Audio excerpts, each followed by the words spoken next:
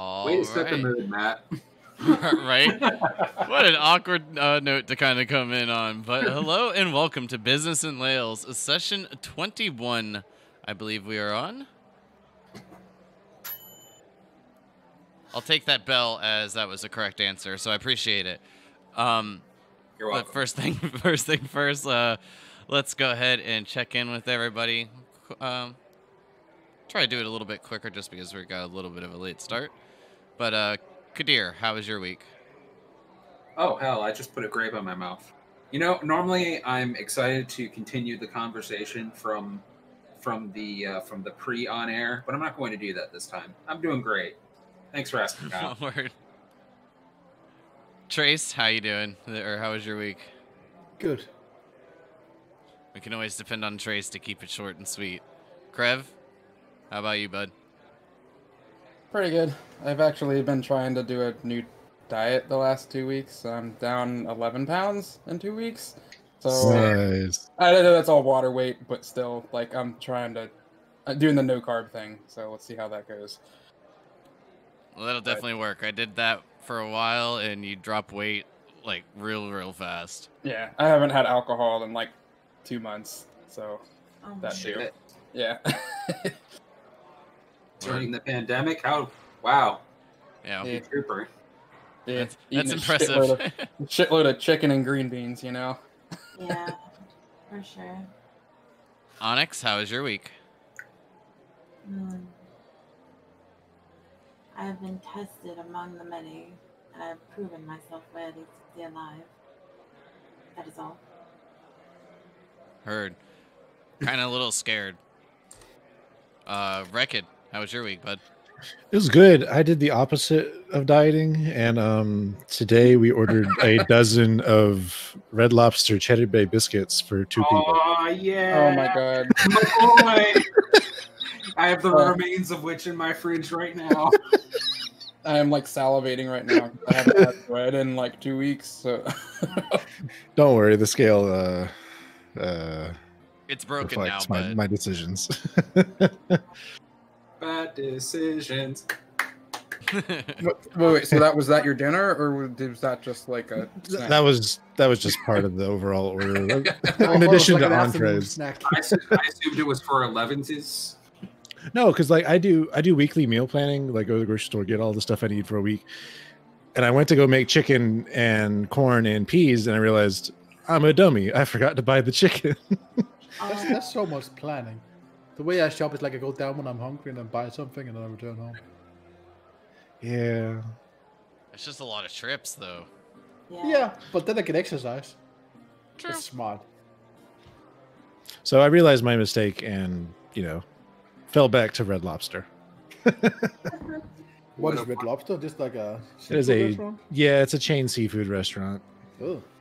It's not bad. They're kind of known for these Cheddar Bay biscuits. It's just a bread biscuit in the sense of the American Well, it's biscuit. loaded with butter and garlic and everything. For some reason, I just like a seafood chain restaurant just sounds wrong to me. Like, because I get this, is it even fresh fish? I mean, that's what I'm wondering. See, Well, I well, did that's part of shrimp, the fun, right? and you could do a lot worse, I promise. Oh yeah, Long John That's true. Silver's. Yeah, that's And a lot of the non fish chains here in Jacksonville can get pretty wild. Like, But One day- a lot of them are actually pretty good though too. One So, day when we depending all where you have go. time, we should take just like a little time out of our day, try to find like the shittiest hole-in-the-wall restaurant basically in our area, and then send it to Trace because I believe he would be curious on how that's even legal. if it has enough preservatives, it'll probably Fair enough, be yeah. over. To be fair, I shouldn't do the same thing because if I do it in Denmark, you guys are going to get like annoyed with me. Because there's going to be all the American restaurants in Denmark that's the shitty ones.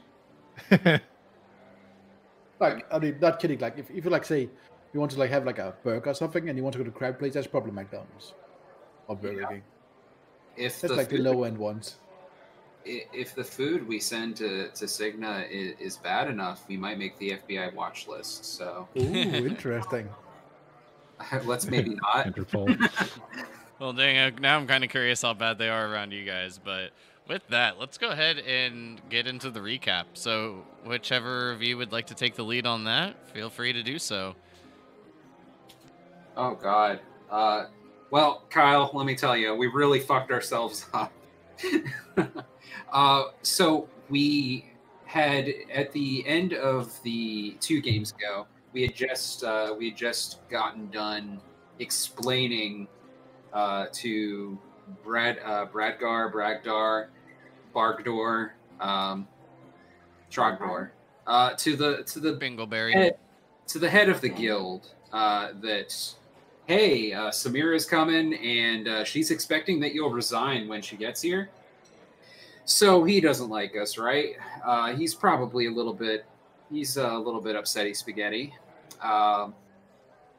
But we more or less tell him, listen, you got to work it out with her when she gets here. And then we kind of he didn't seem mad at us at first. So we went home so we considered that conversation over. We left, went to Renus's tower, who is Bradgar's best friend, mind you. And we told him the whole story, and he thought we were kidding because he's like, wow, I didn't know anyone could be this stupid. To which we said, well, definitely possible. We're here. Hold my ale. It's like, yeah, hold my ale. And then we said, to kind of cover for it, we said, listen, we trust you more than anyone else here. Here is the only proof we have that maybe something went on. Take it to Bradgar and decide for yourself. Whatever you decide, we'll follow. And that's where we left. That's where we left him. He agreed to take it to Bradgar, the compass, that is. And he seems to kind of be like the true neutral in all this. Not sure what happened with that conversation yet, but as soon as we get to the guild the next day, Bradgar, boy, he's like, these guys that just came into town, I really like them. Let's send them on a suicide mission to Death Snake Palace. And let's send the rest of the Expendables, the people from Mito, the rest of the people I don't like too. And it's he wants to send us on a one-way whale death road trip to Death Snake Palace. Great time. Definitely for the kids. Let me know if I'm missing something. But so we're kind of stuck in an anxious place, stuck between Bradgar here, who doesn't like us, and Samira, once she gets here, who doesn't like Bradgar, and probably not us either. The only person we really have on our side right now who's kind of guaranteeing our survival is true neutral Renus. Seems to be a good guy, unless he isn't. But at the very least, we believe that we got to. We're kind of trying to go into the sewers right now to investigate the Death Snake people of Death Snake Palace. And we all got some magic. We all got some magic items. Well, superior items to prepare ourselves for the trip. And I think we're just about to suit up. Did we agree we were going? Oh, I thought we were still in disagreement. Not to Death Snake Palace, but to the sewers to investigate. Oh, right. Yeah. Okay. Yeah. That's. Yeah. But the Death Snake whales. Palace. Good. If someone does want to go to Death Snake Palace, I'm not going with you. I sort of kind of want. He wants to battle. You're making me want to go from the name. So I feel like Death Snake Palace is way cooler than the name I gave it. Well, now we just got to settle for Death Snake Sewer. The dis. So just to make it clear, they've seen the temple in the water or what? Yes, it can be spotted from the shoreline. And it appeared it wasn't there like a week ago, right? Oh, correct. Okay. Yeah. I think I caught almost everything from the main storyline. If anyone wants to pepper in details from personal storylines, don't let me hog it. Well, someone told Trace what he should do something, and he didn't like that. I think it was Bad Guy, right? Yeah, it was our employer, quote unquote. So Trace no longer likes Brad Guy in any way. He thinks he's evil. Well, we also found out Renus is like hand over hand, just like Bradgar's like man. So like he was pretty skeptical of us when we told him about what Samira told us about Bradgar. For sure. But I think in general we agree on the fact that we need to figure out what's going on. That's why we're trying to scout the sewers, right? Yeah. And why Rickett and Trace wants to scout the temple. I think our best ally here is information. Knowing what and the goal is to somehow learn what happened between Bradgar and Samira when they were adventurers together, or to figure out what's going on with the Snake People so we can end the war. Because then, hey, maybe Bradgar won't want to kill us anymore. But if he does kill us, I don't know. I'm assuming a lot there, but I feel big murder energy. We did also get some other pings from that compass too to try to get another estimate of where the supposed evidence is. Yeah, and we kind of worked out that by walking back and forth in the room that the compass pointed to something that was far away. Or it worked differently than we think. Yeah. Exactly. I think one other important point is that not only Renus is 100% in Bradgar's corner, but when Bradgar suggested suicide mission to Death Snake Palace, he was like, hey, so maybe that's not a great idea. Let's try other things first. So he wasn't all in on the, hey, murder the group idea. So I'm firmly of the idea that he's true, that he actually is what we've perceived him to be this entire time, true neutral. And Bradgar, I'm feeling like secret lawful evil energy.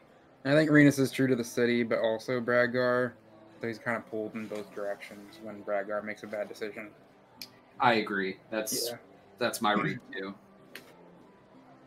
I don't know if that's partially because of what we told Renus about, the Samira's deal or whatever, and maybe he picked up on, hey, maybe Bradgar is trying to off us out of like spite. But yeah, I don't think he's going to jump to that conclusion yet unless he gets definitive proof. Mm-hmm. Right. This is all speculation, but 100%. But that's also what makes it so interesting, at least to me. The suspension between, well, what the fuck is this guy actually thinking? Like, if he turns out to just be like, chaotic good instead of lawful evil, I will be fucking wildly amused. But I'm pretty sure he's gonna kill us. Well, that was pretty damn good, guys. Can I pencil in a number for the XP on that? No, but what I will do is give you a round of applause. Oh, thank you. That's just as good, right? Yeah, no, same thing. Okay. So with that, which was a wonderful recap, to say the least, we jump back into our game on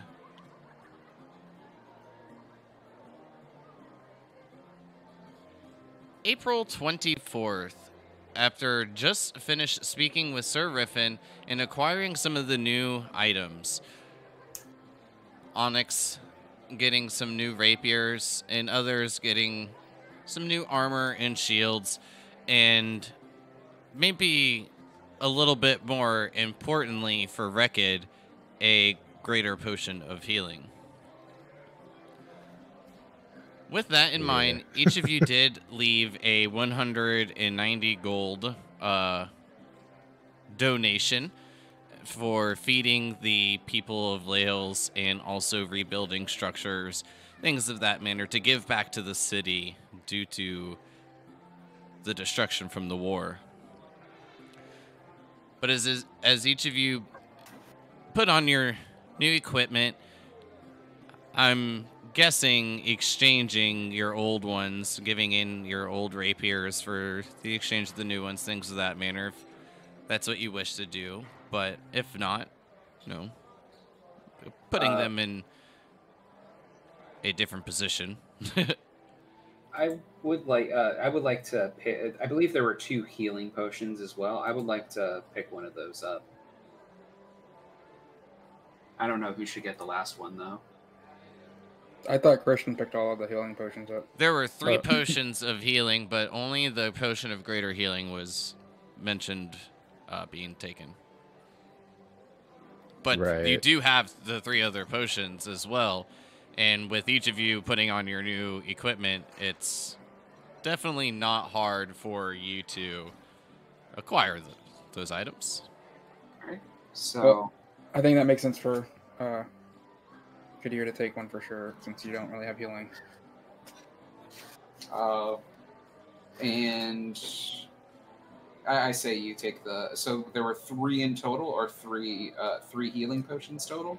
Yeah, 3 potions of healing, and then there was the 1 of the greater. Oh, so it's 4 total potions. So 4 total. Okay. In that case, 1 for Krev, 1 for Onyx, since you're both frontliners. Mm-hmm. I'm usually pretty close to, because of my armor class.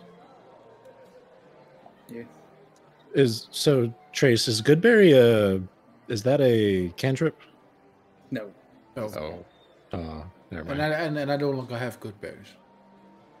Yeah, I don't think there's any healing cantrips in the game. There's not. That makes sense. Unless you count Spare the Dying, but that's a medicine check, basically. I mean, same thing. Well, if each of you want those other 3 potions, that's quite all right. I still have them right here. See, Sir Riffin hands them over to you, Kadir. I distribute them to Onyx and Krev. I would like to give back as well. Please take this, and I will give 100 gold.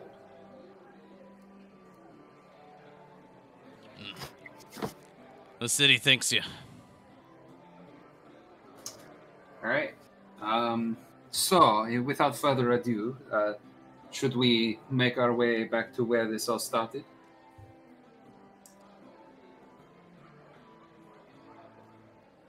Yes? I guess so, yeah. Is anyone watching us at the moment? Each of you are putting on the new wares and, making sure that it all fits well, putting the rapiers in the hilts and in the sheaths and things of that manner. The only one that is around that seems to be paying any sort of attention to you is Sir Riffin. The other guild members that you see around the immediate area don't seem to be paying any mind. Well, as soon as we have put our armor on and so on and start leaving, I'm going to lower my voice and say, I think it's wise that if we keep to ourselves for a while. I mean, we don't know where the allegiance of everyone around us is, basically, so maybe we should try to work by ourselves for now. Perhaps, but... Of course, to help the city. Don't get me wrong, but not ally ourselves with anyone. Well, I understand your reticence. Believe me.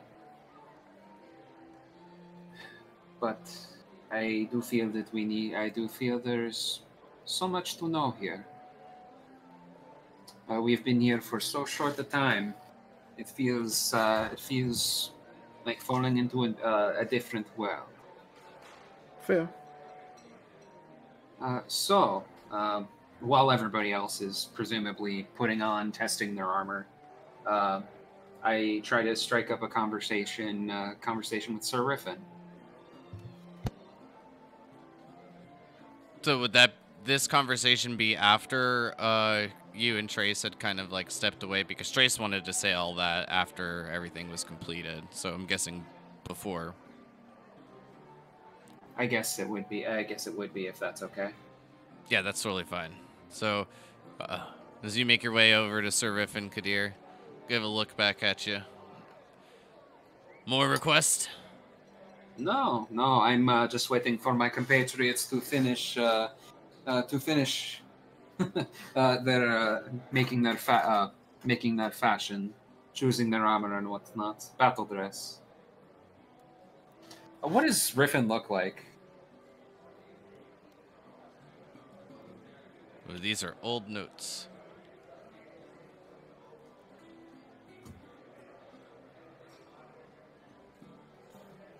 So, Riffin is a very handsome individual with long brown hair and amber eyes. You see him at the moment dressed in some modest garments. He isn't wearing any battle-ready attire. There's no chainmail. The only thing that you'll note is his sword that he had acquired back in Goldshire. And the... you'll see that he's also wearing a very luminous crystal, slightly purple, like a light purple hued color, as it hangs just over his chest. So Riffin, I must say, I love to see that sword. I love to see that sword the second time. I trust it has served you well with the recent attacks. He'll nod, but in a slightly disappointed-looking response, he'll add, "Yeah, just sometimes it doesn't feel like it's enough. Seems like thousands of those fucks." Yes, it would be wonderful if we could figure out what is driving them, or even how they are procreating so quickly, going from, I presume, snakeling to a full-grown adult. It makes no sense. Well, Bradgar did say that they had been gone for, what, over 1,000 years? Maybe they've just been waiting. Maybe they have. But they would have to be elves to remain alive for this long. He shrugs. So I don't believe I ever asked. What were things like here in Lahles before these snaky times? I might be a little biased in saying so, but I would have to say that they were great. I haven't felt as more at home than anywhere else I've ever been.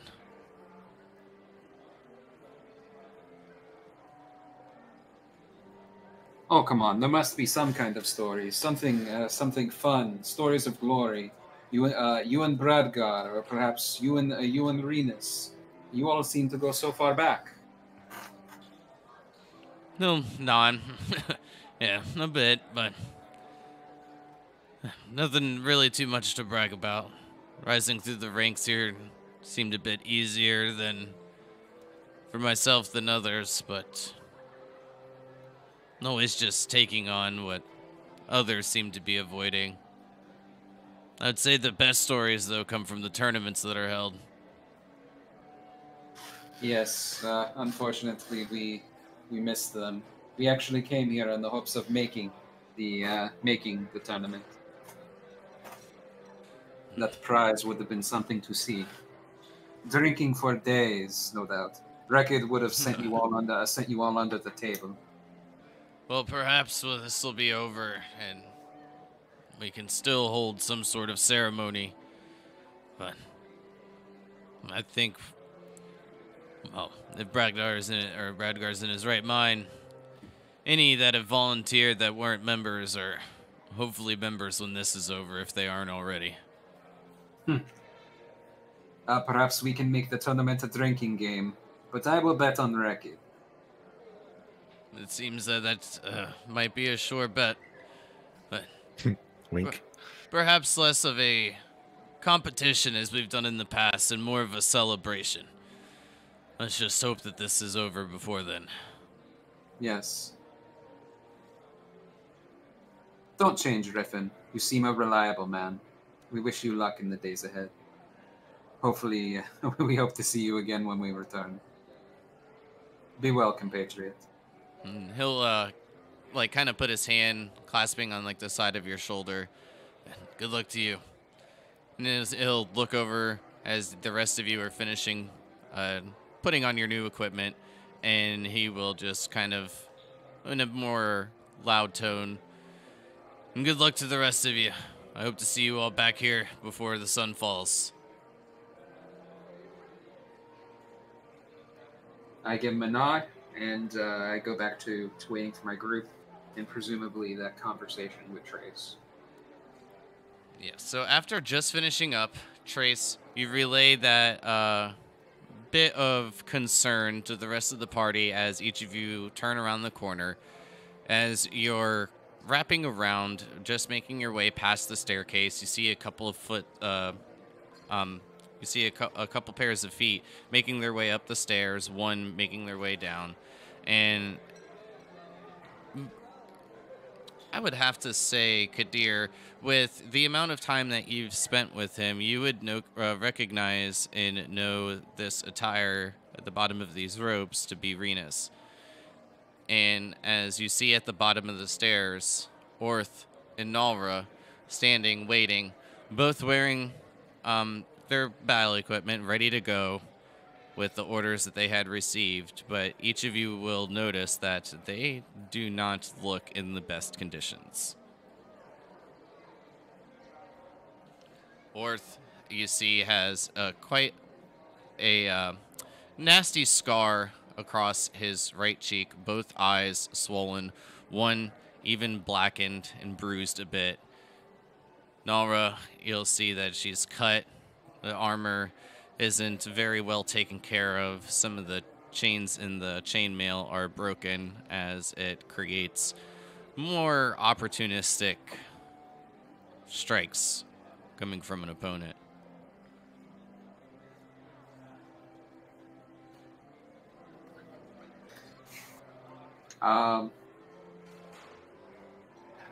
Greetings. Well, I would like to say you all look like shit, but who might it say such things? Is that Orth like coming up to us? Yeah, he'll stand still, but just kind of smiling, giving like a bit of like a swing of an arm gesture, like greeting each of you as you make your way towards them. What can I say? We only had to fight 15 of them, or was it 20? I stopped counting. Orth, you look happy. You look happy about your orders. Where is your march? Well, we were told that we were go with each of you. Oh, Not you are sure. coming with us? Well, that was what we were told. Nara will nod. We may not be exactly what we were in the start of the battle the previous day, but kind of gesturing, tightening some of the bandages on her arms, as you see bits of dried blood protruding through the bandages. But we can still be of some assistance. I think you'll be more than that. You'll have the snakes running scared as soon as they hear what you've done.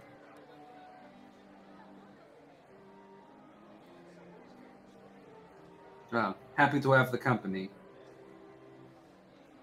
Feel free to laze about, though. Watch a real professional work. I'll give him a smirk. He'll kind of Orth will let out a bit of a chuckle and begin to close the gap that remains between each of you as he throws his arms around you, Rekid, and Krev gets caught in the crossfire. From what? His arms? Like, well, not his arms, but the rest of them being kind of pulled in for a bit of a hug. Oh, okay. No, So I he's just got like a firing bunch off his- of. He's firing off his hands like a Megazord. Oh. Neat. Reckon goes full into it. Man, this sucks being at crotch level. Yes, I believe Krev has what we call a sour deal. It's not always fun being vertically challenged.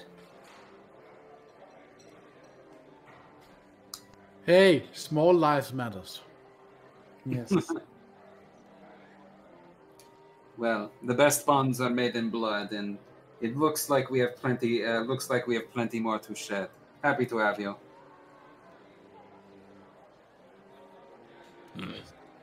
And he'll, after releasing each of you from like the hug, he'll look down. Oh, I was wondering where you were.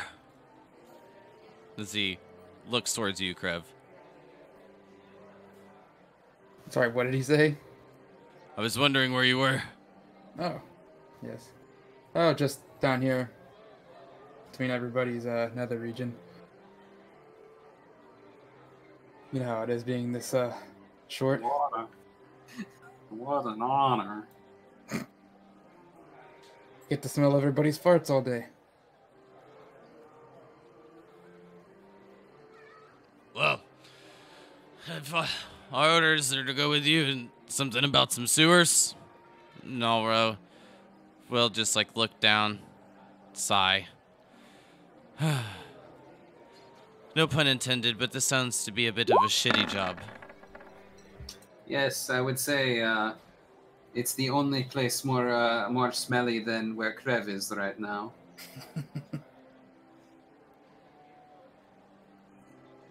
Well, I'm ready to saddle up if you are. I'm ready to use all my spelly slots. Renus will kind of cut in. Well, it seems that each of you grow in higher in spirits each and every moment. Well, with each of your endeavor for this morning, I believe we are to make our way to the marketplace. And at this point, can each of you give me an insight check? Yep.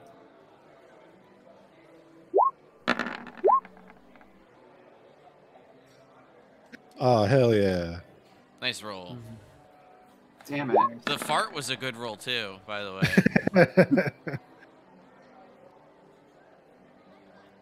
I just noticed that. The fart plus 5. Erica stepped away for a second, so she won't be able to make it. Okay. Trace, Rekid, and Krev. All of you would feel as if Renus is almost feeling the weight upon his shoulders at the moment. He seems a bit down as each of you are making your way out of the open doors of the guild hall out into the city streets. Do we understand what the weight of the war, or the weight of what we told him, or something else?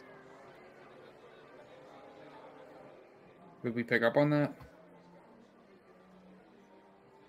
You have your information.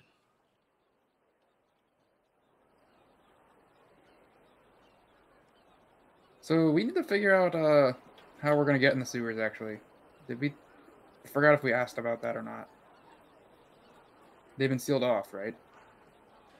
Yes, that is correct. So whether that's Renus or Bradgar, we need to talk to someone.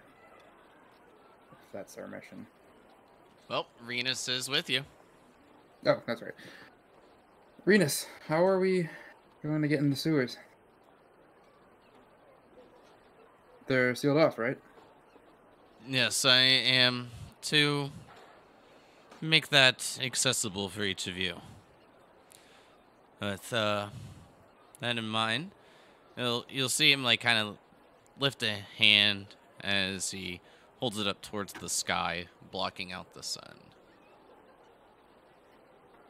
As each of you are now making your way into the city streets outside of the Corn Silk Rat Guild Hall, the 8 of you, including Renus, make your way out into a fairly nice day as you see bits of rain puddles still on the city streets. Decent amount of the Lahles citizens are making their way about. You see a few with baskets carrying bits of food and little bits of remnants of clothing, things to seem to be blankets, as the only tads pieces are hanging over the basket rims. Some of the children playing in the puddles, some carts making their way back in a quickened manner from off to the east, with bits of wounded soldiers as they are assisted into the guild hall. Some clouds begin to roll overhead, blocking out the sun, and you'll hear a sigh of relief come over Renus. That sun is just seems quite brighter after being, well, obscured from vision all day. It's nice to see the rain has stopped. It's a sign of good luck. Yes. Well, this way to the north.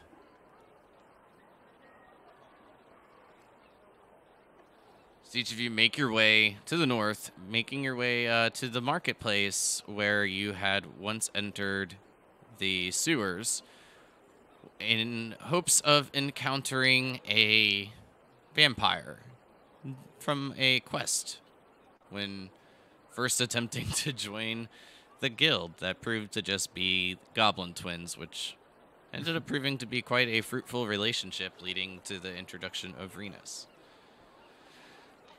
And as each of you gather around the sealed sewers, he will pull up the sleeves of his robe, and as he looks at each of you, he will just say, are you sure?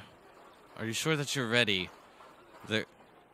This isn't something that you have to do right at the moment. I think it's time, personally. Time to correct a wrong. We need information. Badly. We need to know what's going on. So yes, we need to do this. I would have preferred going to the temple straight away, but this is an option as well.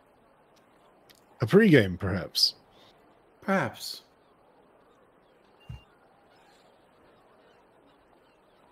Well, I wish each of you the best of luck. As he gives a bit of a smile and a nod towards Orth and Nalra as well.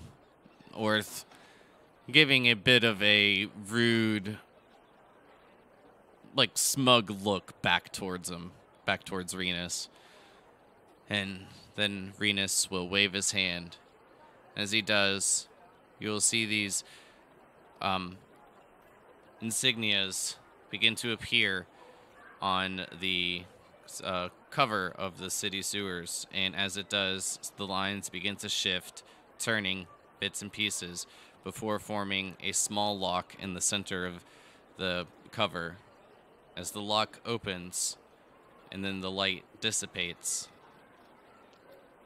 Renus will say, well, that's it. And, well, I'll be here when you get back.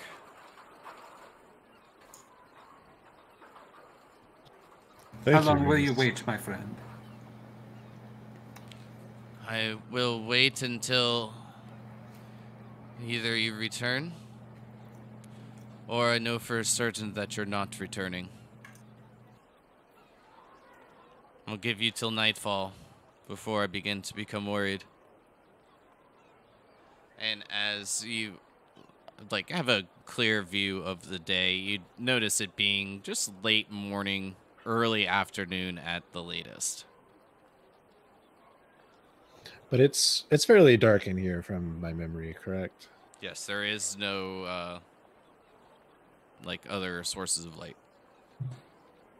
That is good. So, how stealthy are we going to do this? Like a lot or a little? I can't see, unfortunately, without light. I think it would be beneficial for you to be upfront in scouting. You seem to be very good at it. Or at least Thank you. Yes, I'll do that. I can't see either, but I just follow the farts. so. I believe we can use the usual trick where I cast a light on Record. He leads us, but well, you can leave something for us to follow you, perhaps remaining 30 to 60 feet ahead. Yeah, what should that be though?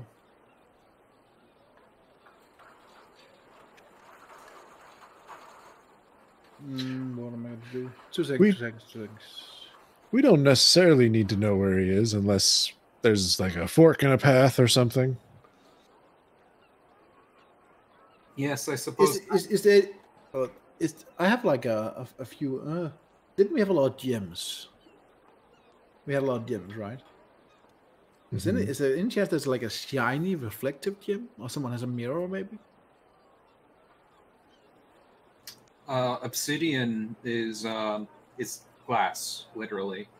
And Like I don't know what you call that in English, but like you know the school children when they go to school in the morning, they have like those reflective things on them. What are they called? I know what you're talking about, like the little, little safety things, like safety lights. So I was thinking I put it behind. Oh, I've got something perfect for this. And I hold out my hand. Inside that hand is the purple seashell that I purchased from one of the goblins. So is that reflective? It could be, like, you know how the inside of some shells have that mother of pearl kind of layer to it? That's... Oh. Yeah, I was kind of thinking I put that on my back, and then like if you have light, then it reflects back to you so you can see where I am. Does that make sense? You know what would be even more effective? What? And then I just pull out a torch and light it. Well, I think the idea is so that we know where he is without other people knowing where he is. Yeah, exactly. The torch I- doesn't go that far. But I think we will be fine. Even if even if we cannot see you, you will be able to see us. If we take an incorrect path, you will know. That is a good point. Well, We will have a literal beacon of light. as Rekid had pointed out, that his plan with the shell would only work if there's a light source. So the but torch I will thought be there was a bit necessary. I thought there was going to be a light source at Wreck-It, right? Because someone cast light on him, and then I would be further ahead, and then you can like see it, I don't know, reflecting in the. I don't know. do we It's just have an idea. Yeah. we I have mean, the the shell idea light? that I was seeing in my head is like that working, but with just Krev's torchlight. Yeah. Okay. unless somebody actually has the light cantrip, but I do. I do. I'm fine with that if we could just cast it on my I do. spear, though. Novel pipes Well, in. that's actually a good point. I'm going to like. Does anyone have a lot of copper coins?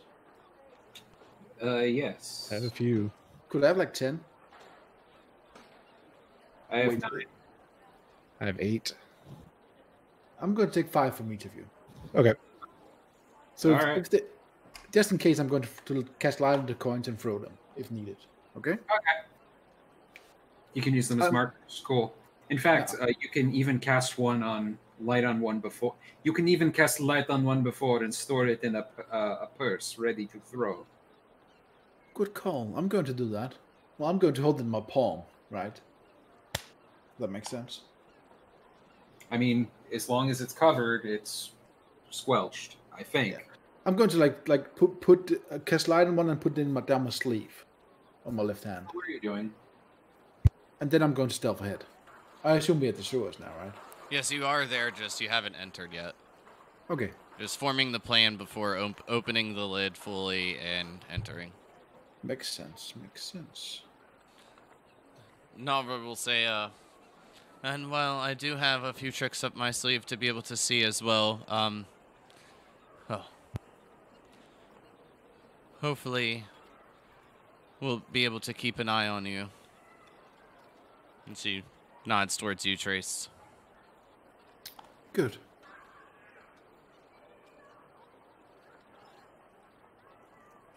Well, I tried to open the whatever it is. The manhole? Yep. And as you open the manhole down below, you see a ladder extending down to the floor. And then just darkness after the bit of the natural light from the sun like fades away from the angles.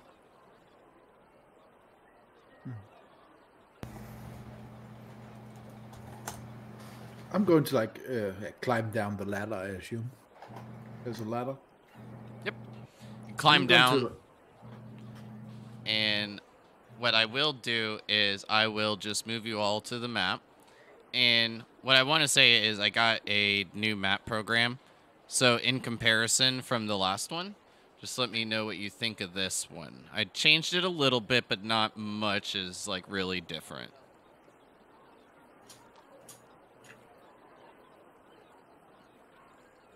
So this is the same place we were last time, right? Yes. Ooh, pretty. Okay. I sketched the map last time we were here. I have no idea how correct it was, but I like when we took the path out.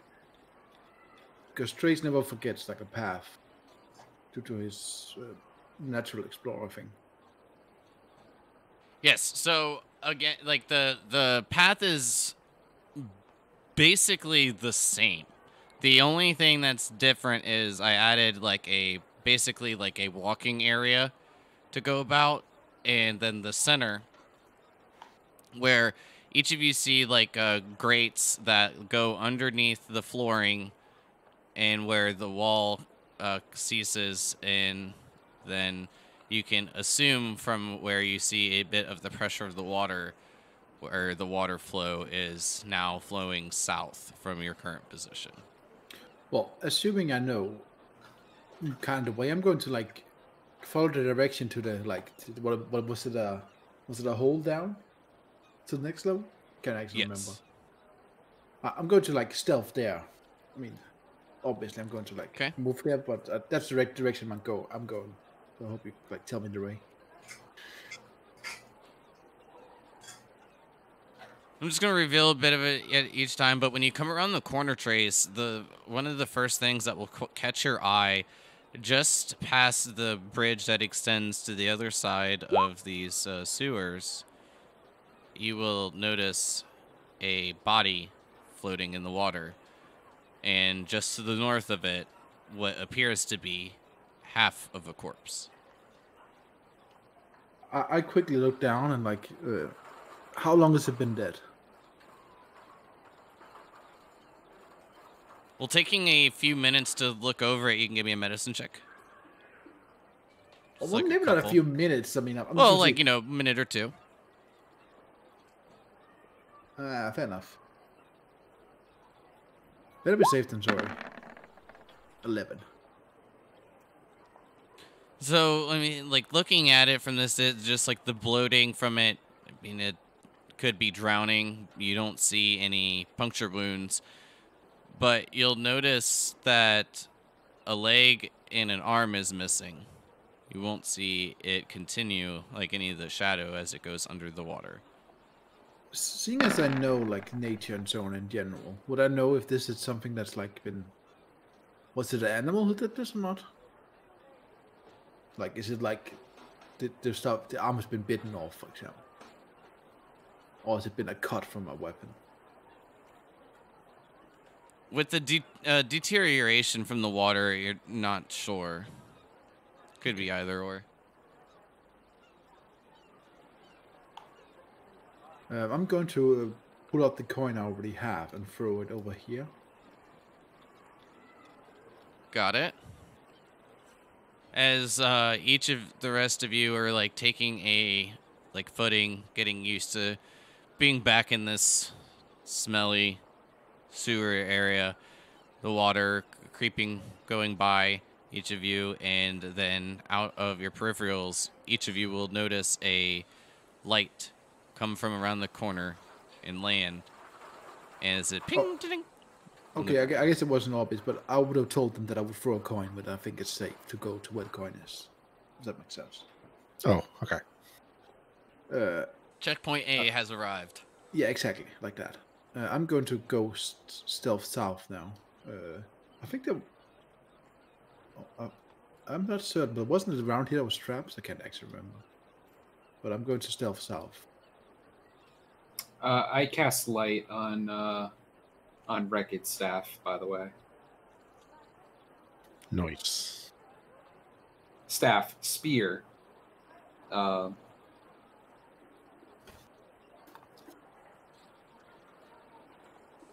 I will say, Trace, like, I mean, with there being no path, you can easily jump over to the other side with no issue. You'll notice that this particular area where the water's running is a bit narrower than when you had arrived. I'm going to move down all the way down to the wall so I can see the most. And I'm going Okay, to so at that point, I'm coin. gonna I am just gonna ask you to hold, as I need to move a couple things. Roll. Some enemies. I did stealth before, if you didn't notice. I Enemies. did. More like NAUs. I pick up that coin. Oh, piece of candy. Yeah. Just kind of tuck it into the coin purse.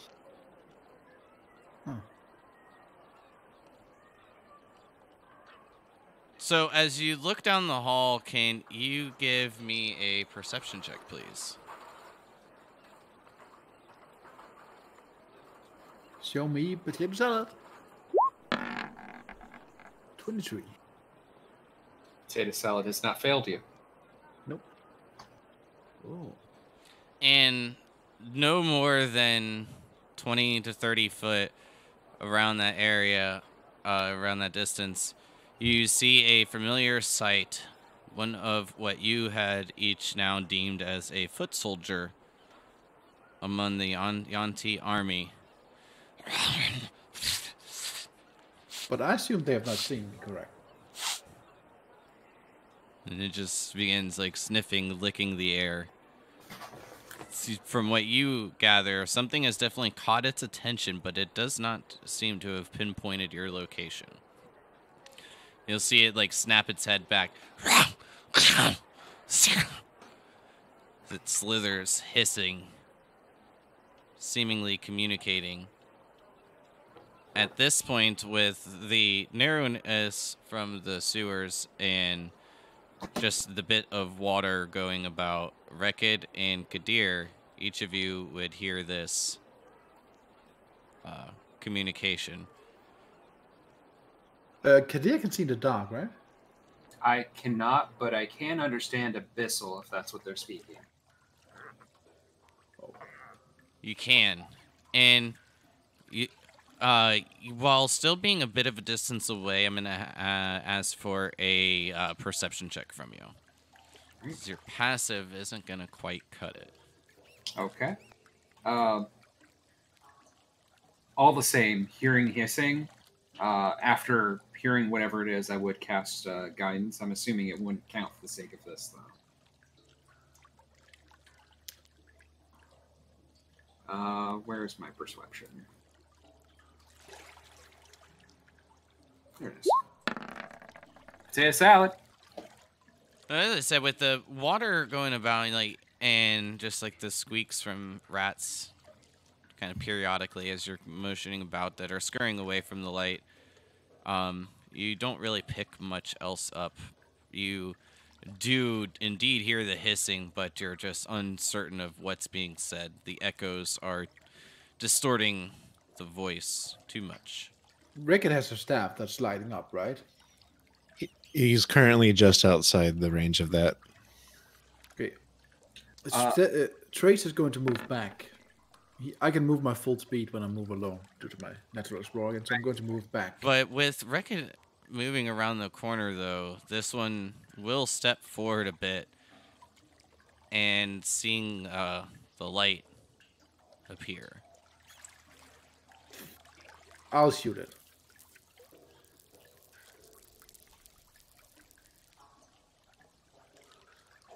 I'll shoot that one. I'm not taking any chances. I'm just going to move these to a proper position for him. And then, I'm guessing Onyx is not back yet. She is not. I just went to let her know, and she said she's coming back. Okay, so with that then, when she adds her token, I'll let her catch up, be in between Orth and you, Kadir. Okay. So I'm assuming she'd be at least up towards the front, but I don't want to put her in a, I guess, potentially compromising position. Yeah. But then we'll go ahead and begin rolling initiative. But they haven't noticed me, correct? So I'll get a surprise round. So they haven't seemed to have noticed you. You'll notice that the attention seems to be more towards the light. And with where the light kind of dimly now meeting its kind of location, Oh my god. you it finally just happened. outside of the range. It finally happened. I beat Trace in initiative. Yeah, but you're surprised, though I'm not. So I'll go first, though. Well, depending on how you do surprise. I did hear the snake though, so I just maybe I didn't. I don't know. I don't know. However you rule it is fine with me. Yeah. So I'm using a radius on my map so I can tell what is and is not in the light. So right now the Yuan Ti is just barely in range of the dim light, and Trace is And barely Trace outside is on the of it. outside. Yep. Yeah. Yep. So what I will do for each of you.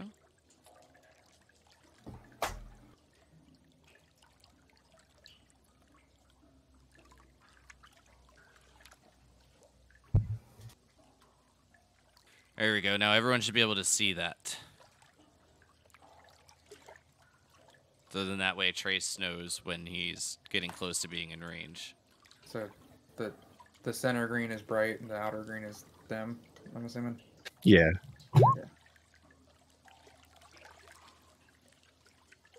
That's pretty cool. I like that. Smart. Also, I finally roll initiative above you, Trace, and you're the first call out you want to make is that I'm surprised. Well,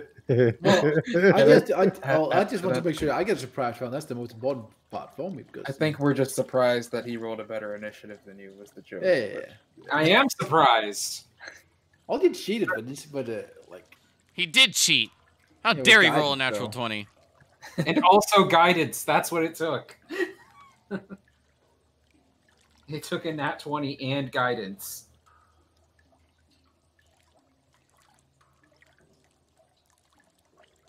So would it be helpful if... Oh, well, Onyx disconnected from Discord, but I see the initiative roll. Oh, I'm not on the initiative order. I re-rolled then.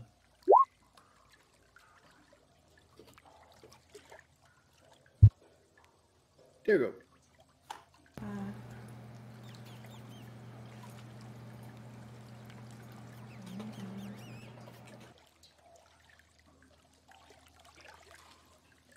So I will get your token on the map, Onyx, and move it over there. Just make sure that you can move it, and then I will add your turn.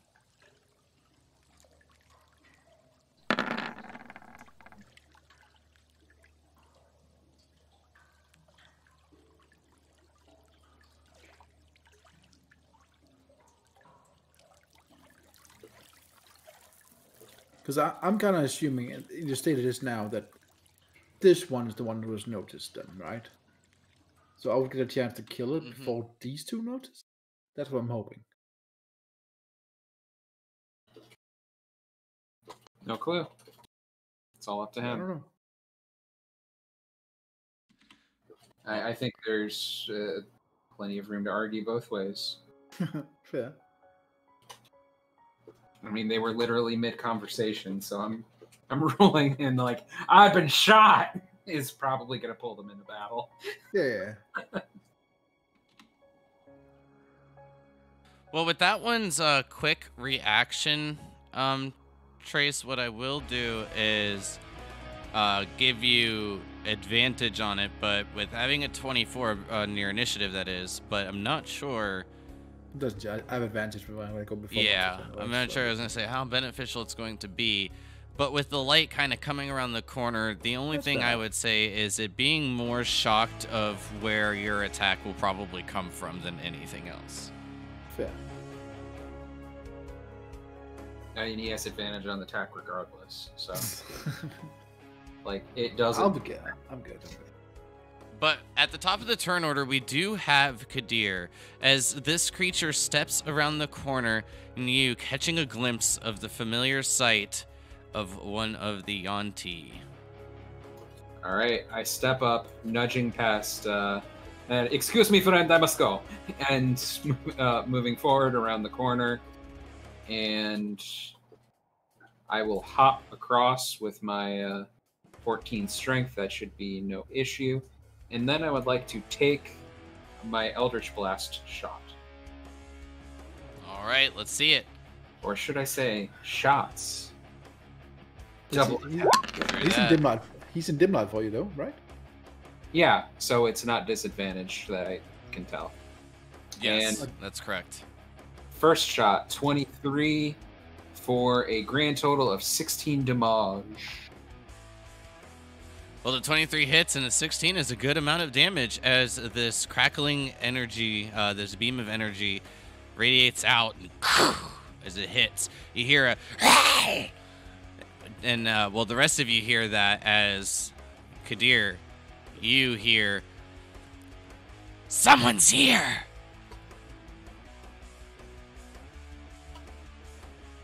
And I will take my second shot.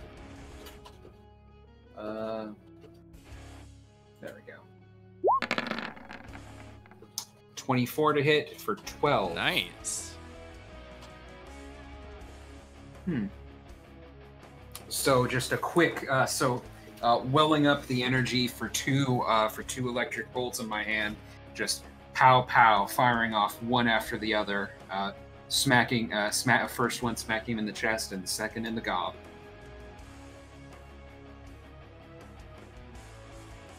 And as bits of these like beams kind of like flicker out at like a bit of light, you will just notice the amount of damage that it has done. Well, the dimly bits of light from Rekid's spear are still just barely reaching it. You'll notice that it is heavily wounded, looking quite a bit rough. Anything else for your turn? Nope, that's it. I'm saving my hexes. Trace, after these two shots have landed, it is now your turn. You didn't... sorry. These were the standard snakes from before the humanoid snakes, right? Or... Are these humanoids or not? That's what I'm asking. I will say from your previous experience... I can't remember because, I mean, you used different tokens than you did before because, I mean, some of them were humanoid, some of them weren't. I can't remember which one it was. I will say that you're on the fence about it. Like, you're pretty sure from what you've experienced that they may be. I mean, I wouldn't say even on the fence. I'd say more about like 75% sure that they are. Okay, I'm going to shoot on that one. Got it. These look like the ones that we saw in... I mean, I feel like we've seen these a couple of times now. You have. I just changed the token picture because I thought this looked cooler. I'm going to use sharpshooter. That's the Broodguard picture, isn't it, Kyle? Yeah. Okay. 18? 18 hits. Damn. That is a fuck ton of damage. 33 points of damage. Does that say plus minus 3? Yeah, it's because I get a -5 and a +2. Then it's just like that. It's just roll 20 beak wit. Huh. I get a +2 from archery and -5 from sharpshooter. And Rekid and Kadir, as each of you just see like this like little bit of flicker of light catch the tip of the arrowhead, you see the shot just quickly go down into the darkness. Trace, as you look down, you can see it strike it right into the back of the head as it falls to a knee, placing one of its claws on the ground before trying to push itself back up. It's pretty heavily wounded. I'm going to shoot again. No sharpshooter. Well, I guess I would know it's low. Just sharpshooter again. You don't miss. There's no reason not to take it. Like not sharpshooter. Well, it's so low though. Fair enough. I'll take with sharpshooter just to be like totally. The odds of you missing is so low. Oh, there's a crit. That's what? With the sharpshooter. That one misses. I mean, honestly, when you with your subclass, you're going to have advantage a lot, and it basically, yeah, it's almost a guarantee that your sharpshooter will hit. So why 40 damage. Oh, but as long as I go first, it's only going to be the first round. It's going to be insane. I will only have 2 attacks first round as well. So. Well, while it's trying to push itself back up, as you see it still moving, just twitching a bit, you sink another arrow into the back of its head, and it falls flat onto the sewer floors. Did that not double your sneak attack and stuff? Oh. I see the second sneak attack. Oh, it wasn't supposed to be sneak attack. It wasn't supposed to be sneak attack. Okay, well, you're right. Yeah, but still. It doesn't really matter. Yeah, sneak attack was on the first. Yeah. But it doesn't look like it doubled your other bonuses. I don't know how that works, to be honest with you. Yeah. Actually, it looks like it did add sneak attack on the second one. Right, but not the... It didn't double the favorite enemy. I forgot the Dread Ambush had damage as well. Yeah, because these got sharpshooter would be doubled, right? That was definitely needed. Yeah. Anything else for your turn? I'll move on the corner and it's my turn. Yeah, I would be careful with that because you can only use sneak attack on 1 attack per turn. I just forgot to turn off. I had just number turned off and on, but I forgot. This is the first time we've had extra attacks on. So, I mean, well, why? Because I have the bonus. He does. Yeah, he has the level 3 extra attack. It's not for every turn. Krev, it's your turn. Oh, okay. I don't even know if I can. I only have 25 movement, so hold on. With the nimble movement thing of halflings that lets you move through creatures larger than you, does that mean you still take the movement penalty or no? No, I don't believe so. That just negates the rule where you can't move through an enemy space, right? I don't know if that negates the movement penalty. Oh, no. So halfling, I don't think it negates the penalty, especially if we're talking about an enemy. But yes, it just negates the roll. So then that way, there's not an opposed check where you're forcing your way through. Okay. Mm-hmm. So, yeah, I mean, I can literally. I guess I'd have to dash. So hold on. If I'd go 10, 20, 25, and then dash 10, 15, 20, 25. And then that's my turn.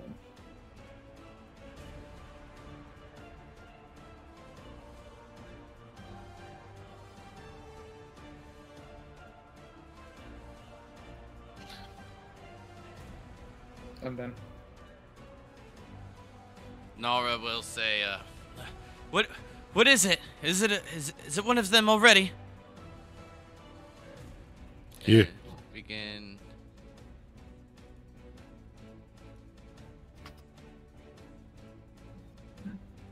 We'll get to there because of the difficult terrain going past, and then you see her extend her hand, and as a bit of light begins to emit from her palm, extending over the rest of her hand.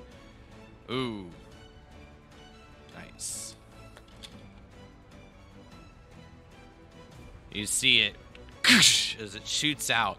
The creature that stands before you in just in the beginning of the dim light will then have this light begin to grow in its chest, and as it does, getting to the size of about a softball before it emits a flash of light and a bit of sound of a boom is heard.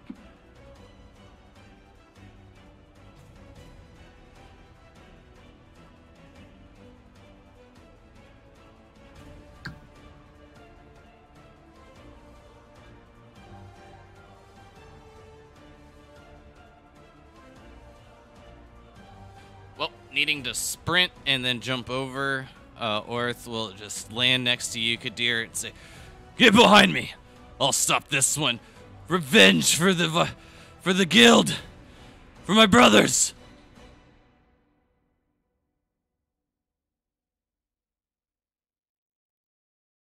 Which brings us to Onyx's turn. Okay.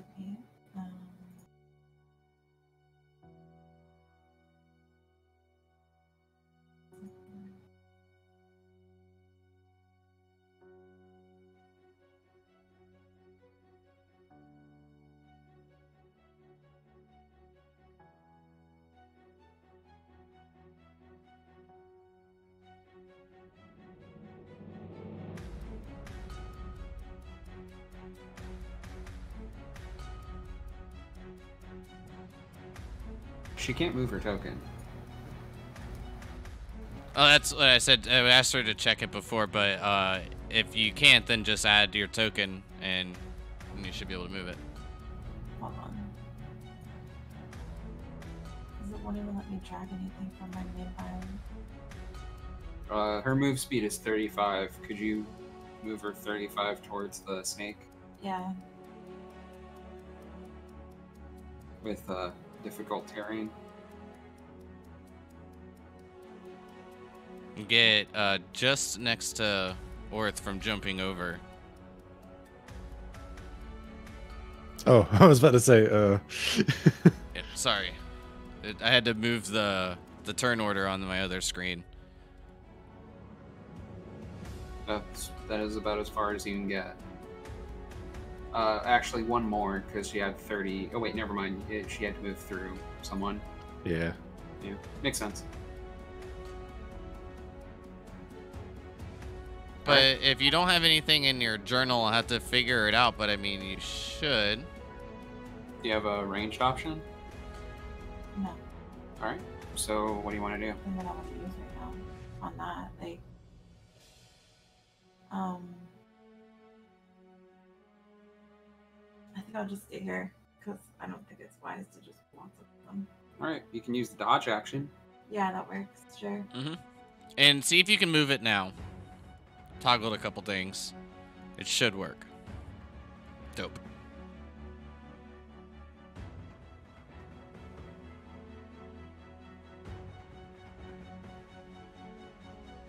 So as your focus goes on the south, this last one standing, Wrecked, you will hear Echo's footsteps as one makes its way down through the sewers, snarling and whipping its claws as it's making its way around. Ooh.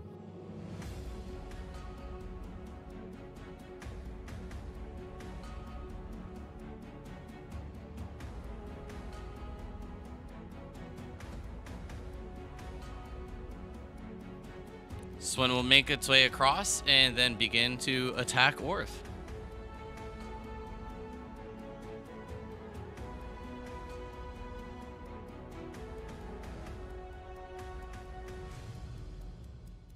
Well, a bit unfortunate.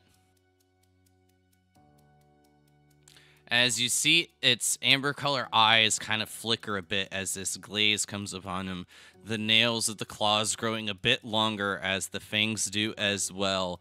It swings twice with the claws and then sinking one attack for sure. I'm pulling up the character sheet and to double check the other one. But the first attack is a natural 20. Oof.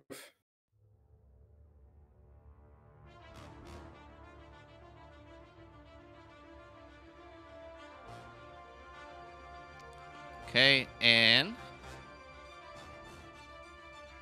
with his armor class of 18, the natural 20 hits, the 17 will miss, and the 10 will miss. So only sinking in once with the claws as it pierces through the chainmail and into the skin. You hear him, "Ugh! Fuck you bastards!" as a bit of blood begins to spew out.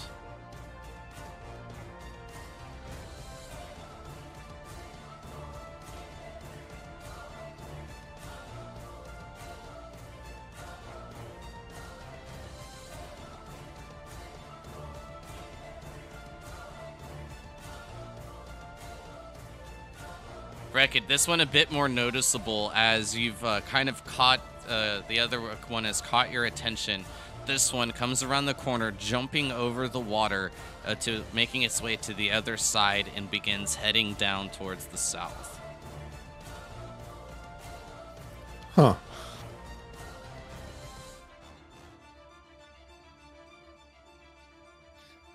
Tricky decision. It is now your turn, sir. What do you do?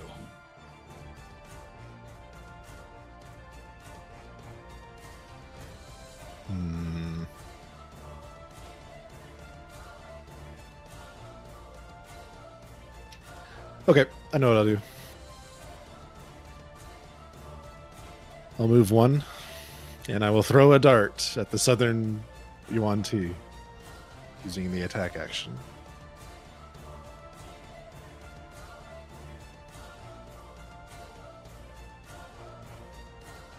Sounds good. Let's see it.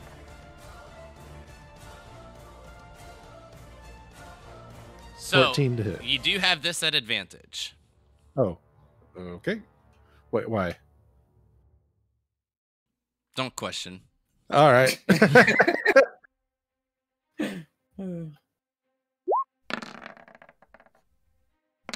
Ha! Okay.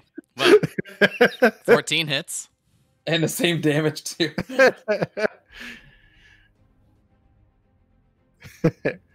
Awesome. Is he still up? He is just a bit of sliver of health as you can see it still attempting to swing ever so slowly at Orf. Okay. Well, I've got double attack now, so here comes the second dart. Is this one still at advantage? Mm-hmm.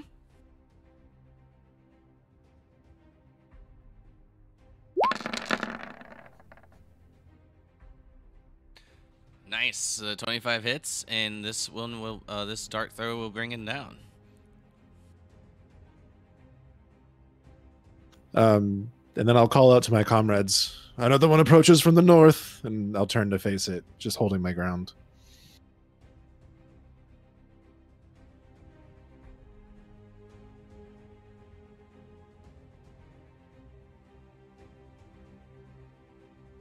Okay, and that's it for your turn? Yes.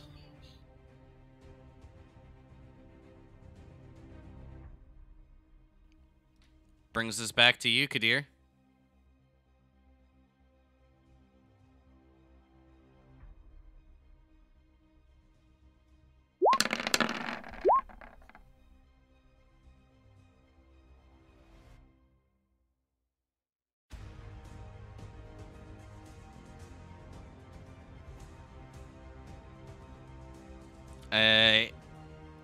You will have your... Oh, wait, no. You're going to which one? Just out of curiosity. And that's both your Eldritch shots. Both of them hitting. And for a nice amount of damage yet again.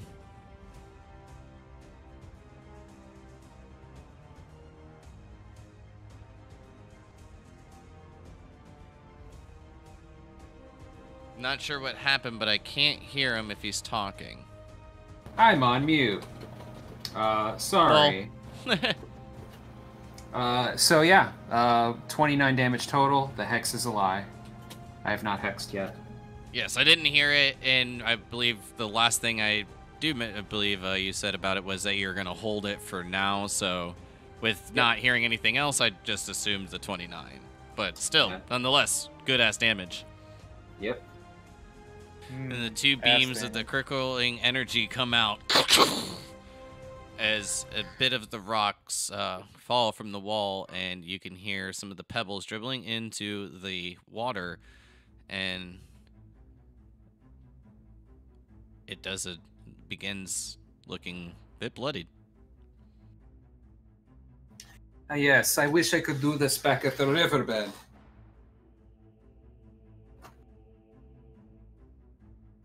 Anything else, Kadir?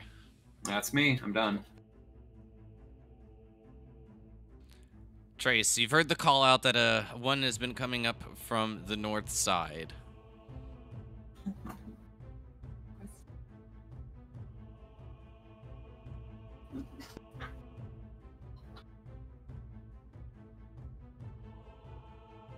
So this raises an interesting question.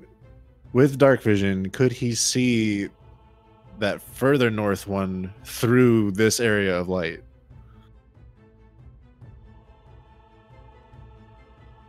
I would presume so, because the character is covered in light. I mean, you don't have to shine light on yourself to see where other things are.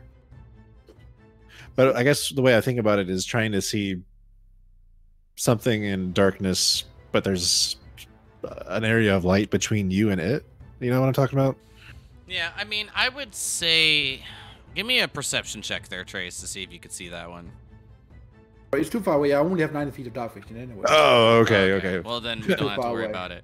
But like, just for future, like, I would say, like, it'd probably leave it to, like, a perception roll to just see, like, you know, if you could, like, actually focus through that light source. But can I see anything at that one?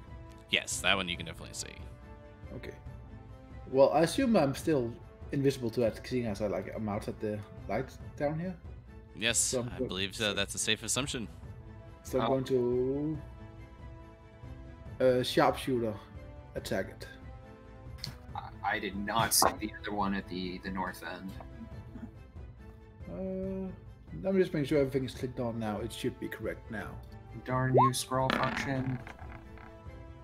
24. That'll hit. Can you imagine, though? Oh. No, that's correct. So 22 points of damage.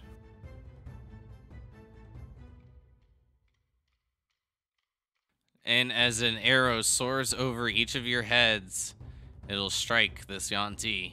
I kind of imagine like it's a very, very cool shot, like right between one of part of Onyx's hair and like just between just next to Regget's cheek, and then hits the monster. All right, but it still stands. Yeah. So knees weak, begins shaking. Mom spaghetti. I just set you up for it every time. Yeah.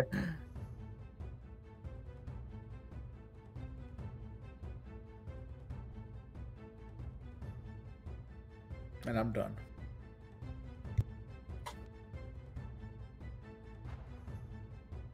Krev, your turn. So I see this last one here. Oh wait, no, I don't. I guess we wouldn't see the other one above it. Yeah, I just dropped a create bonfire on this one. At this point, I see it's pretty weak.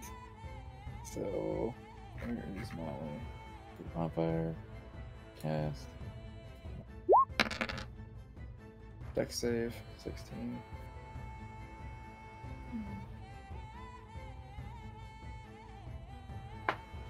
Dex save of 16, roll in, and that's a 5. So there he takes 7 fire damage.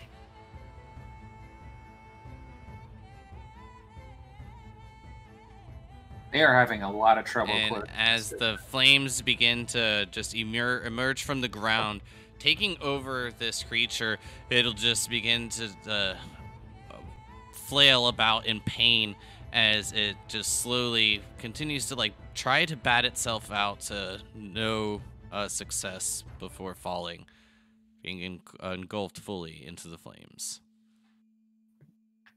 Gotta cook mom spaghetti, you know.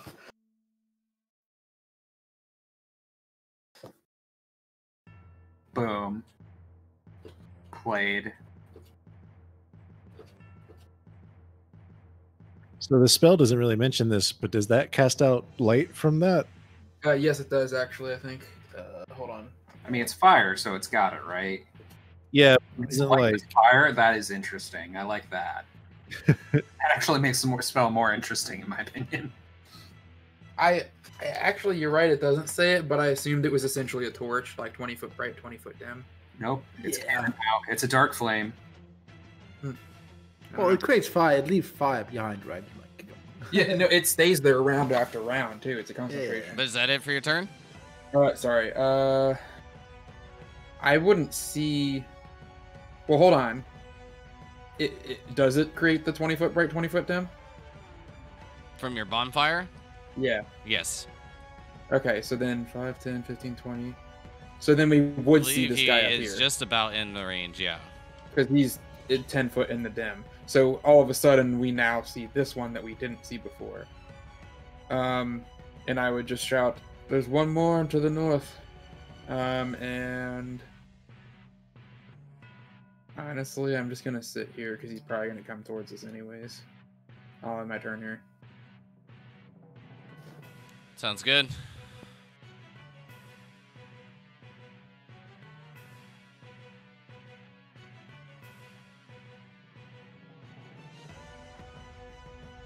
Now we'll step up to close the gap and do the same thing.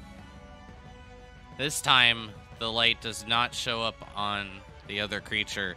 The light does emit from the palm of her hand, but it does seem to fail this time. Shit!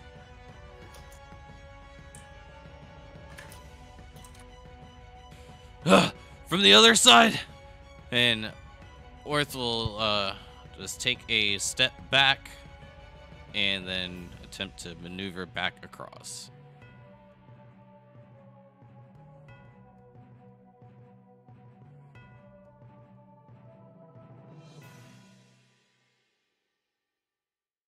It gets there, and then we move back to Onyx.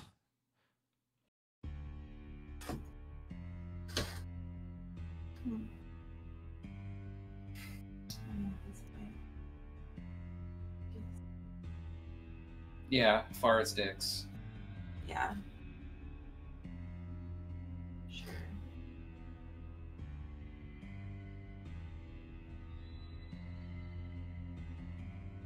Moving to 5. I would put you in water. Yeah, that would put you down in the sewer water. Is that where you want to be? All that poo-poo. Would that also put me into the water? No. Okay. So I'll be there. Dodging again? Yep. Alright. Heard.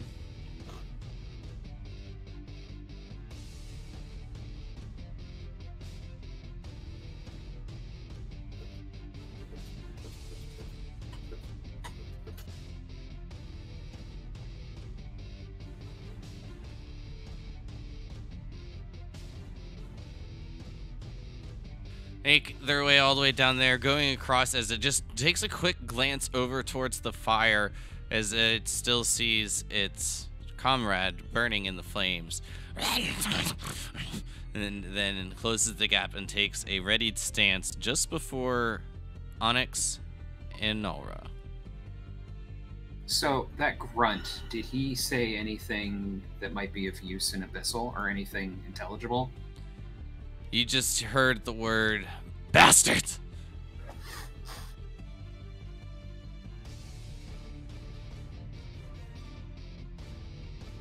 All right.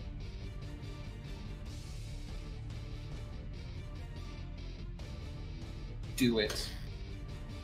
Just do it. come on, Nike, do it. All right, here comes the spear attack.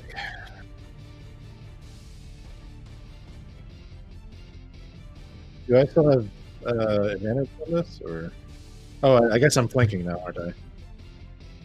Indeed.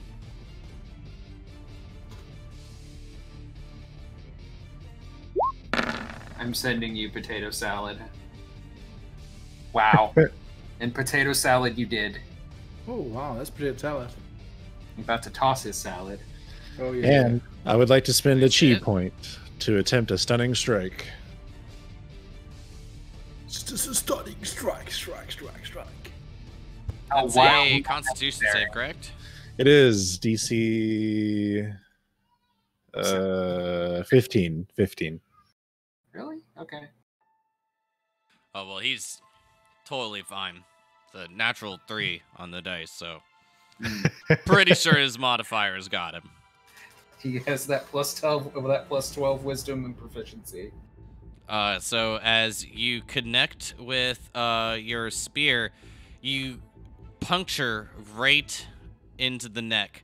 And as you do, even though it digs in a decent amount, it's just a precise blow. You see the body, once flailing its claws about, just lock up. All right, here comes the second spear strike.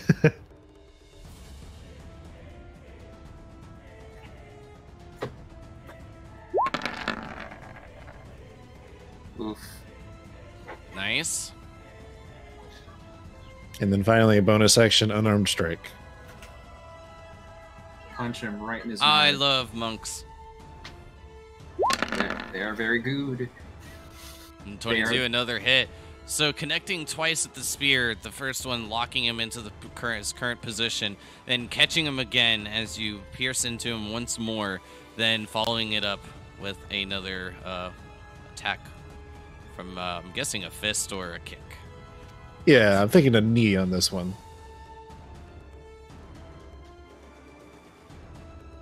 I like it. And a total of, what is that, 30 damage in total? It is. It's nice.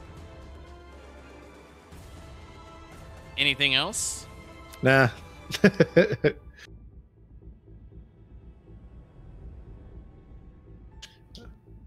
All right. I bump up, and because he's stunned, I have advantage. So I'll take my first shot at advantage. So I'll click twice for that. It is a 20 to hit. The damage Nice. is 10.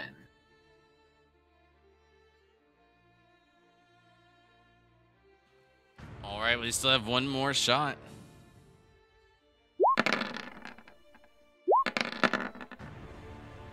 All right. And unfortunately, trying to squeeze it into this tight position, the first one being a successful shot, but then quickly trying to release the second one, the shot just goes straight into the water. So 13 is a miss. And it is a miss. Okay. Well, Trace, I seem to have decided this one is for you. Oh, thank you. You're welcome, my friend. Yes, and Trace, as this one does become surrounded, it's easier to pinpoint its exact location. But you know it's still going to be a tough shot, but not a shot that you haven't been able to make before. Essentially, I can shoot everyone's legs here. At this point. Sure, if you want to lay down, like, prone, because getting it between Krev's legs is going to be a little bit more of a difficult task. Obviously, you well, above Krev's head and bounce off the ceiling. I'm just going to move over here and shoot it. Trick shot. Oh. Taking a few steps forward, jumping over the water, getting a more clear shot. You take aim. Well, Sharpshooter. yeah, I think Paste. Oh, it's Oh Krev. my gosh. with I love sharpshooter, it. he ignores cover anyhow. Yeah, that's why I'm playing around with it. Technically, allies don't impose cover anyway. I believe anybody does. I don't think so. All right, might be wrong. I am curious now. And with no reaction, as this one 32. is held fast in its current location, the arrow right between the eyes. Anything else you'd like to add? I'm going to do like a somersault, and then I'm done. Can we say it went through his head and then Rekid caught it on the other side? Yeah, we can say that. Nice. Sure. Go ahead and just roll me that. What is it? Like a dex check? Plus your monk level. Yeah, I gotcha. Where is that? Here it is. It's your dex plus the plus a d10 plus your level, I think. Oh yeah, that's what it is. So as the arrow comes out of it, it's definitely lost quite a lot of momentum. But with this nice precise shot that Trace, well, they assume Trace with the arrow, it comes out, and with the amount that it's slowed, you're able to catch it no problem. It's actually pretty impressive when you think about it. He doesn't even know where the arrow is coming from. Oh, that's true. That technically, I would be able to. I would have to be able to see you to do that. But you still did it though. Well, I would say you're not reacting to the attack so much as the fact that he's been attacked. Well, that's fair, yeah. I did take into account the just amount of damage that it did, and then what remains, and then with it being a bit like at a shock, I added like 3 more points to it, and the 15 was just enough. Kick ass. But with that, the sounds of the snapping of the jaws, snarling, and the footsteps subside as the water and just the bits of scurried rats begin to echo through the sewers.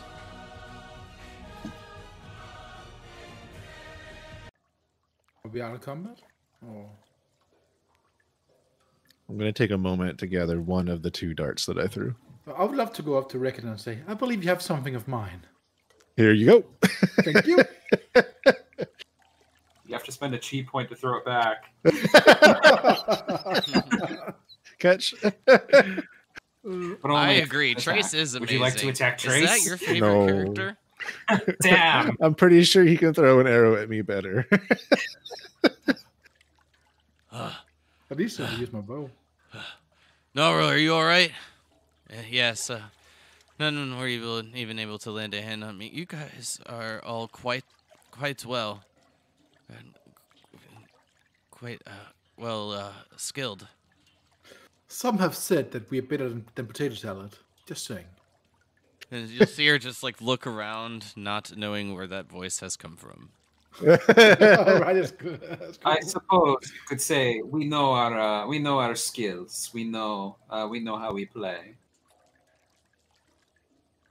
A well-oiled machine, one might say. I see why each of you were able to dispatch of them along that riverbank so easily, while we took so many losses. Well, it was not easy, and that was not the desired outcome.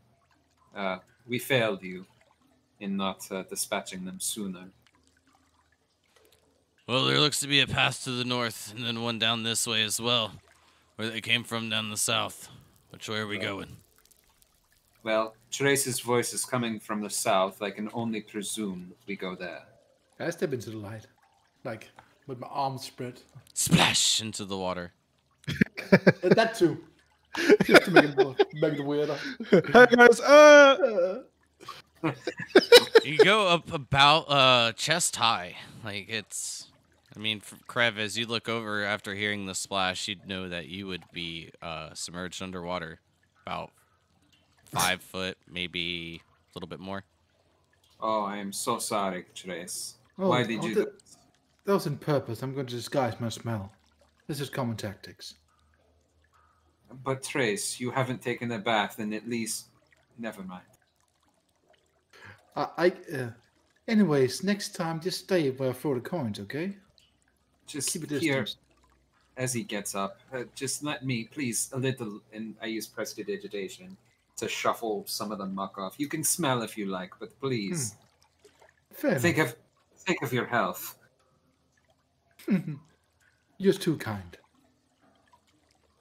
I continue and I throw a coin around, like here. Can I draw the coin this time? All right. Oh, coin. I throw a coin right here. There we go. I jump across. And I would like to stealth, obviously. Mm-hmm. Stealth arena. Ooh, that's low. I like jump over to the other side here and try to see and get to the corner so I can get as big of an arch as possible. Yeah. I'm going to stick to the wall. Like that. If I remember correctly. Okay.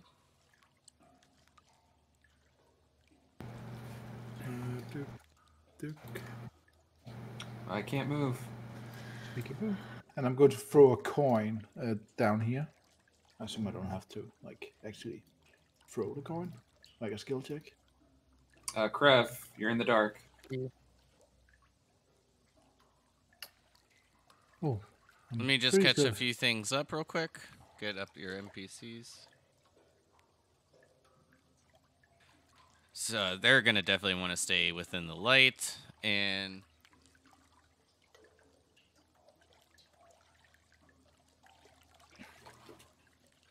I'm quickly going to go over here, jump and go over here, see if there's anything up here hiding, just in case.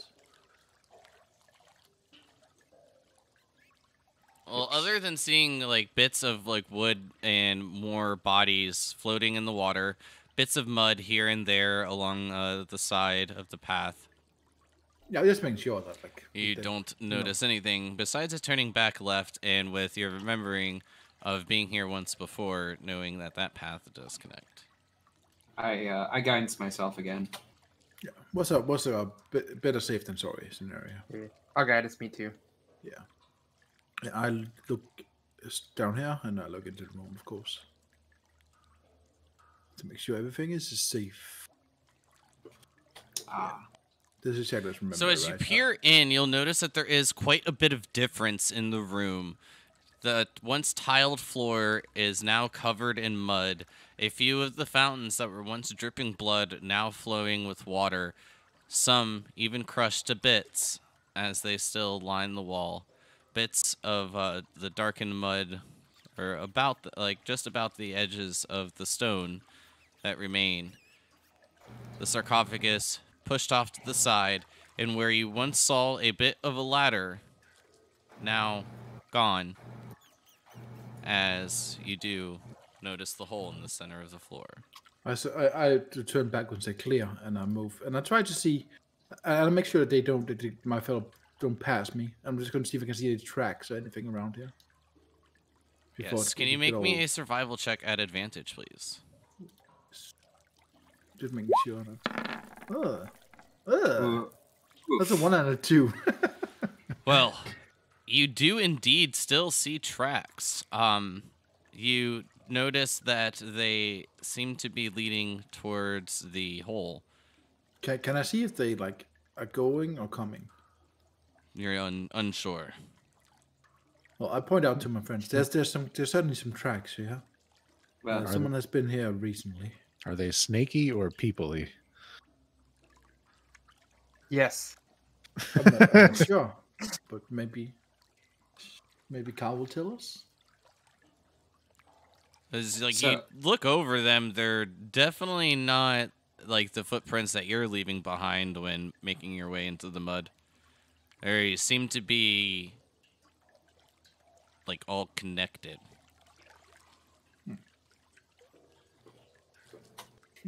We'll say at this point you hear the bit of the rushing water as it goes back up to the north, and you see where bits of debris had been collecting as it begins heading through the grates, the water being blocked a bit as it begins to widen back up in this location.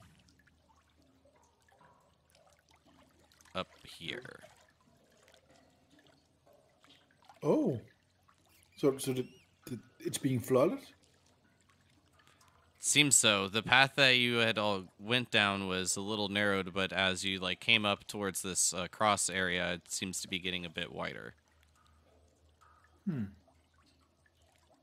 I threw a coin into the room, by the way. That's why I Yep. You got the block. That's why I gave you all the descriptions. And with the color as well, because you have the light. Yeah. I don't really know anything else, but maybe you should look around, good here. Yes, could I use the investigate check to just walk about the room, check out the fountains, and in particular the coffin? Sure. Go ahead and give me an investigation check. To be staying in the background, like keeping watch behind, basically. And I did have guidance, just so you know. 16 total. So from when you first like took a look over them, everything seems to be just the same as when you had been here before. I mean, other than the mud and the broken fountains, nothing else seems to catch your interest. Is there anything in the water of the fountains? No, there's not. Where you had like once seen like red and assuming it to be blood before is now just regular water. Perhaps the goblins used food color dye. Do I recall how far down that hole it is to the next level? I would say you remember it being roughly 15 to 20 feet on an estimate. I start walking towards the hole. Well, wouldn't you like to use this rope? I'm assuming as you fall down the hole. Yeah. I do tie the rope off to the tie a rope off to the or two ropes off to two sides of a 50-foot rope to the coffin, so that there's effectively two ropes to get up and not one. Wait a second. Wait, are you really just falling? I thought you were joking. Yeah, I'm using the monk slow fall feature. Okay, I was wait, just like, wait a minute. Wait, what? Wait a minute. Trace is like trying to stumble. Maybe, I mean, this room has clearly been flooded lately. Maybe we should be aware of like potential flooding coming here and us drowning. I don't think you could have stopped him if you wanted to. Fair. I'm sorry, but this is what Christian do. It's like, and there's a kraken at the bottom. Character death, bye. Well,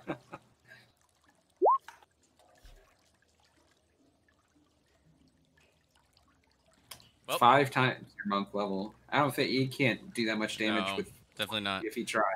Yeah, I could try, but it's going to be at a failing effort. But as each of you attempt to stop him in vain, Wrecked, you do slowly fall down. Where your feet touch the remnants of the ladder that is broken, lying on the floor. The light going around the bend of the tunnel. Can you give me a perception check? Yes. I am tying off, but I'm going to the bathroom, but I'm tying off both sides of the rope to the coffin. Can you give me a survival check there, Kadir? And then after that, we'll take a break, and we'll come back and see what Wrecked notices as Wrecked, Wrecked sees, takes a look around, and Kadir ties the ropes, leaving hopefully a way to get out if needed. But we'll be right back in just about 5 minutes. Cool. See y'all shortly.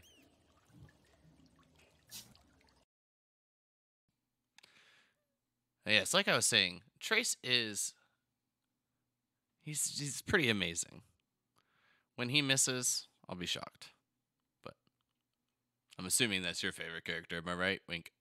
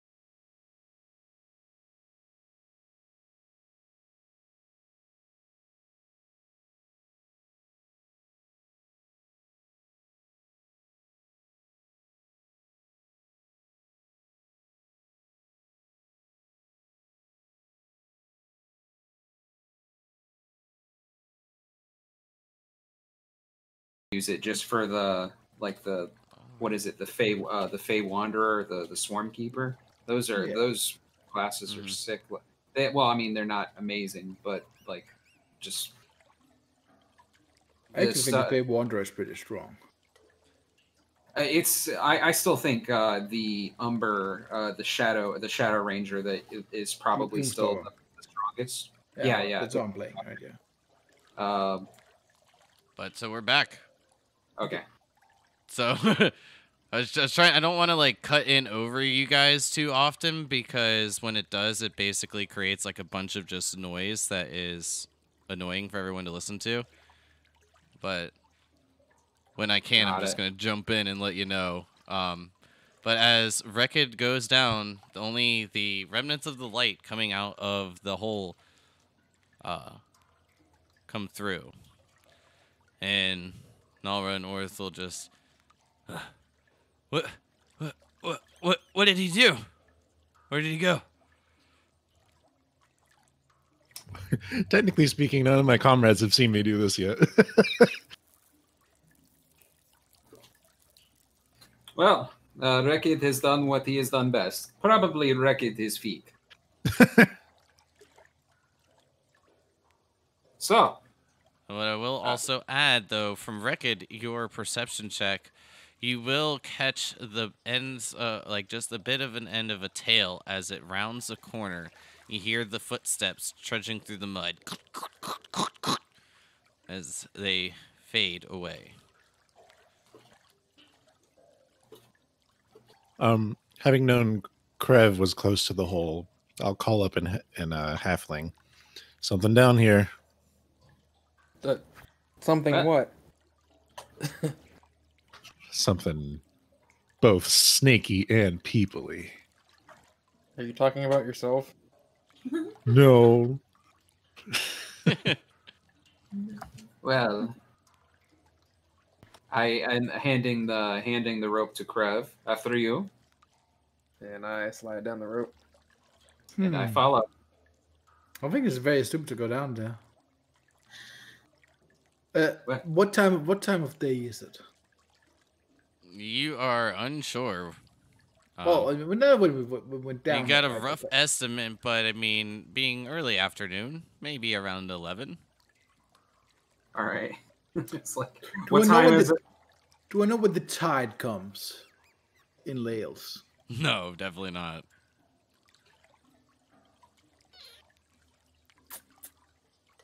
When they flush all the toilets above.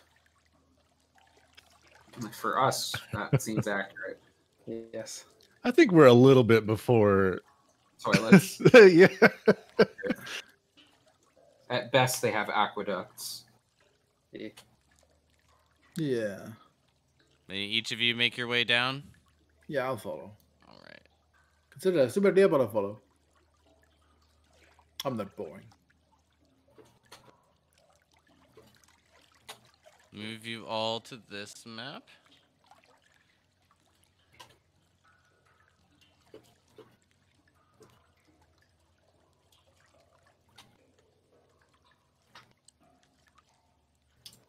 Adding myself to the map.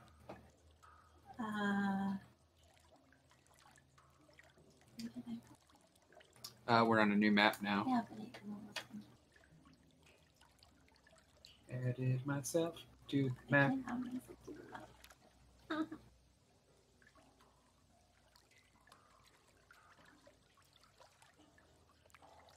Yeah, what I'll do is I will toggle over the light for you again, Rickard. Cool.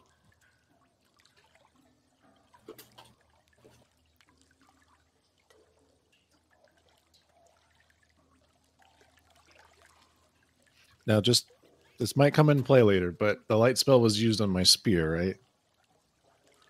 Yes. Okay. That is correct. That distinction might become important.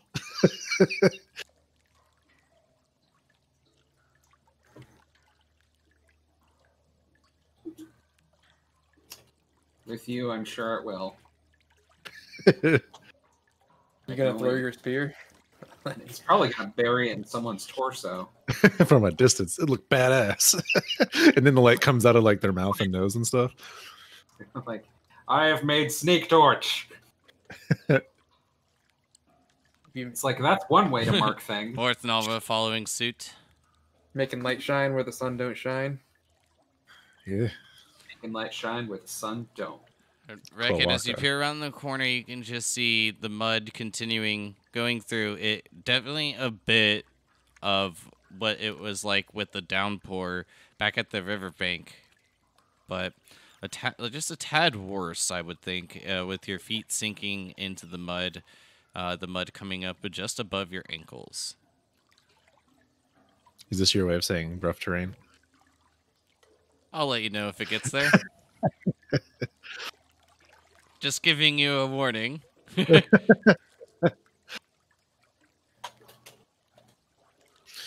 Well, Trace, shall we?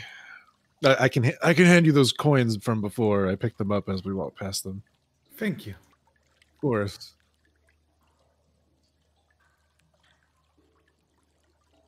Huh. Well, I mean, the snakes clearly know we're here now, so maybe we should just move as a pack now. Sounds good to me.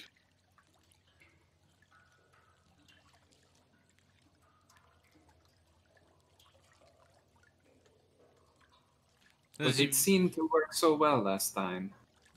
It did work really well, but as you begin to like move forward, your eyes will catch as you come around the bend a very dim blue light off in the east.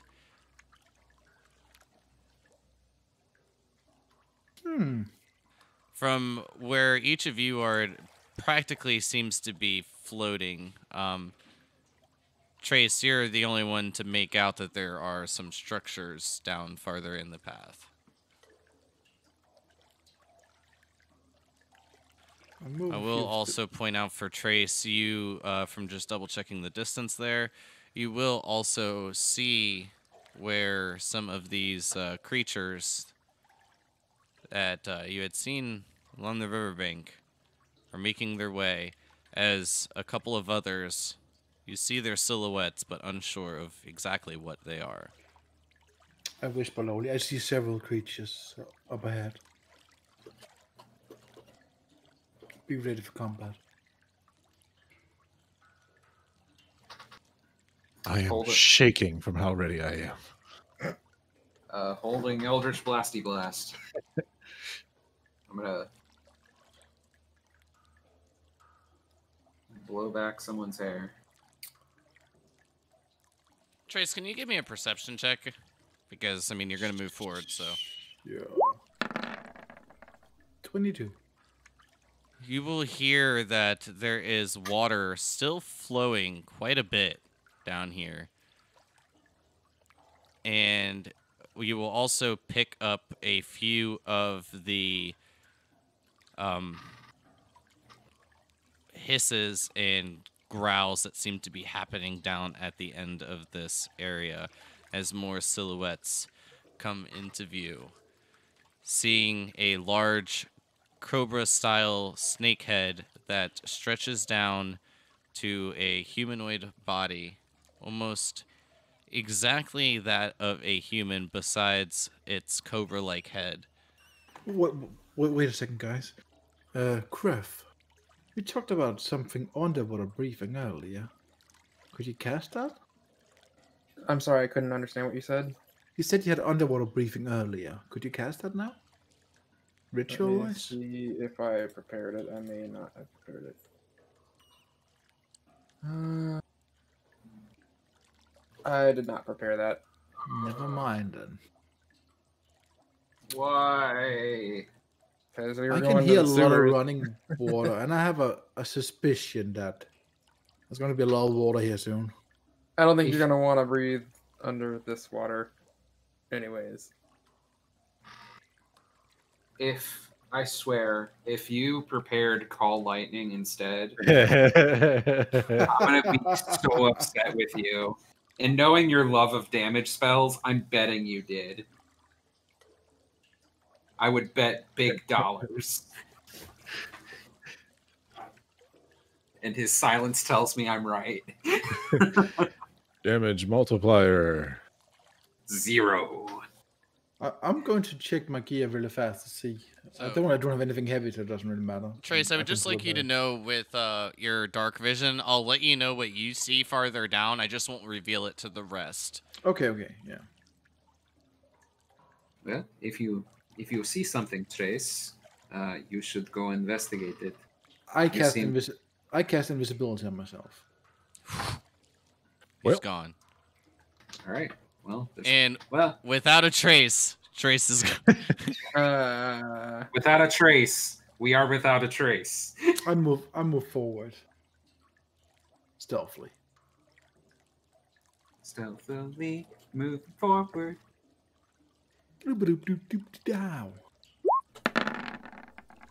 I go forward to touch the ground where he was.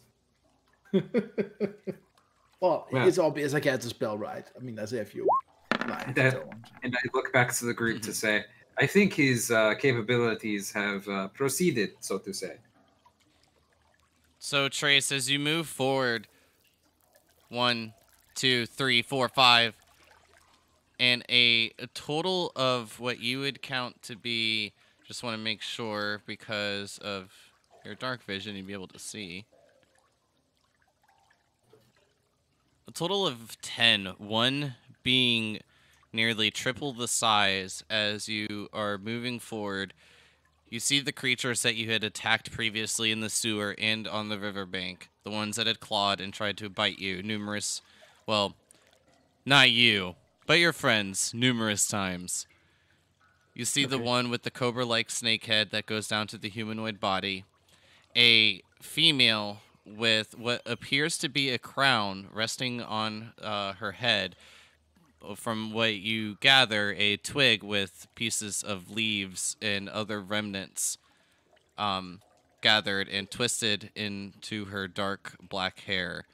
As the humanoid body goes down before shifting at the waist into the rest of a snake. You see one more familiar sight, that of the humanoid figure with snake-like arms.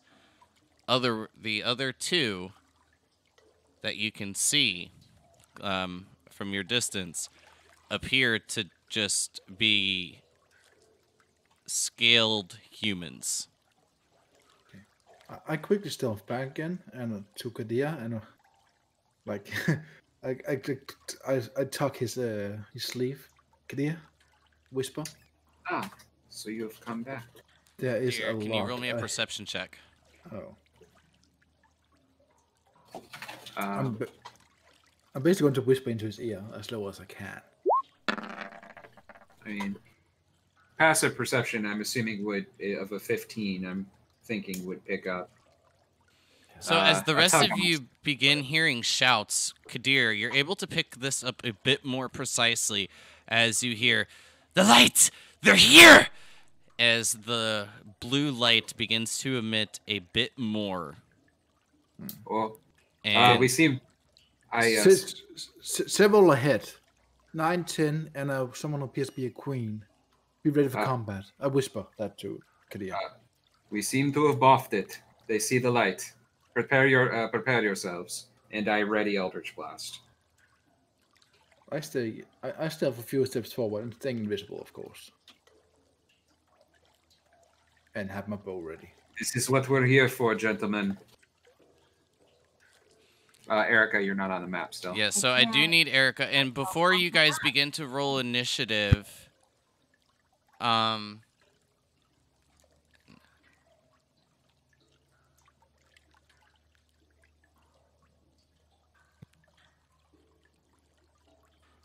so is when you click and drag from your name in the journal, does it not bring the token? Because it does for me.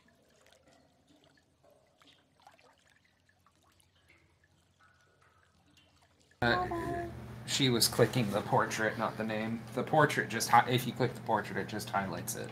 Well, not even that. Like, it completely takes everything off the... Yeah, it gets funny when you do things that it doesn't understand.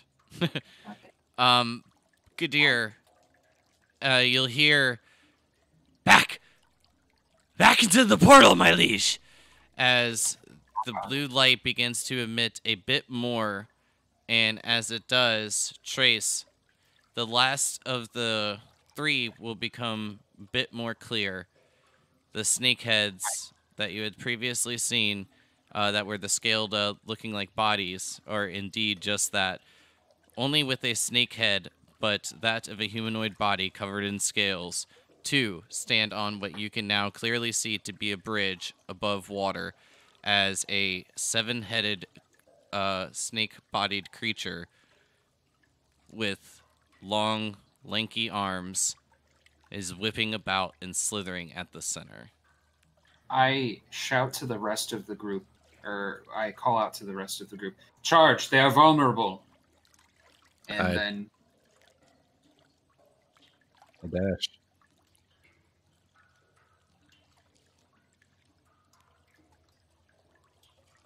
I would like to move all 80 feet towards whatever is of interest, I suppose.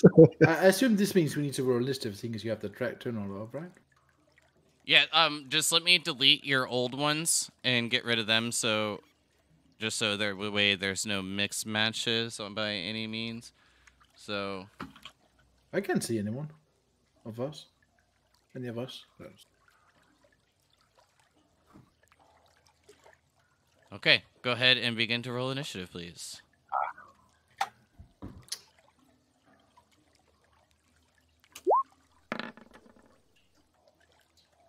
That's unfortunate. I think I pressed it. Maybe not. Ooh, what the fuck?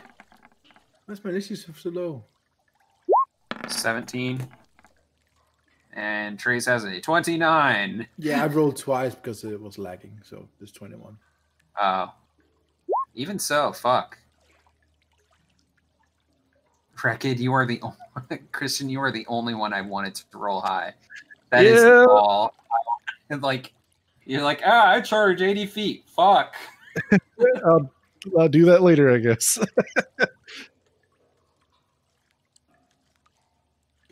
Can I get a visual now, or is it still no? Yes, and then from the light, obviously, the rest of you will know what you can see. So.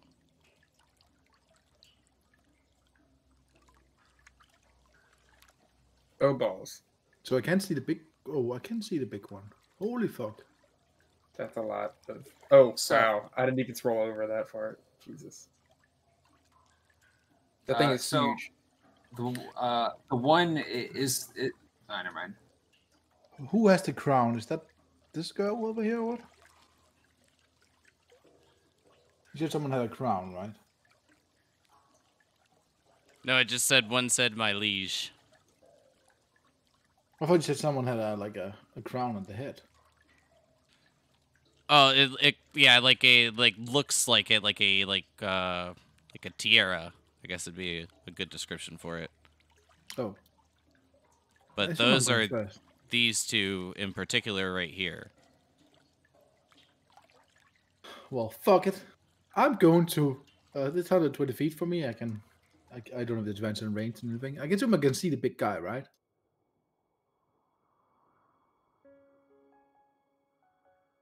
Yes, you can see him. The light from the portal is making him a little bit more easy to see, as you see the yellow underbelly and the gray scales along the back and arms of this large, like I said, almost triple in size of the others. But the portal light is letting you get a bit more detail. Sharpshooter on him. The big guy. Advantage, obviously, because I'm invisible. And go first. Oh! Well? Oh. Oh, fuck, it's a bad roll. That's a what? We A one just and a- witnessed greatness have as missed you Trace fall, you know. misses, breaking his streak of nearly 18 sessions, plus or minus, without missing, as this arrow strikes right into the stone frame of the portal. Well, I'll attack again. Holy fuck. Oh, that's a crit. Never mind. I'm good. There it is. Oh, A shit. good bounce back. That's And pretty that's sure your I'll the bonus it's not one a- too, right? Not a favorite enemy. Yeah, but Isn't that exactly. your ambusher Yeah, damage too? This is, yeah. You get to double Both it. and double the ambush. As the first arrow hits the portal, you adjust the aim, striking it right into one of the 7 heads of the snake and dealing a decent amount of damage. It's really Very annoying. I mean, it's just super annoying that the like I hoof it over. I can't see. I can't see the actual damage because like there's some info bar over it, so I don't know how much damage I did. I can see. Oh my screen god, over. that was like nothing. So that's 16 plus 12, right? So 28 plus 38 damage. Yeah, that's what I counted.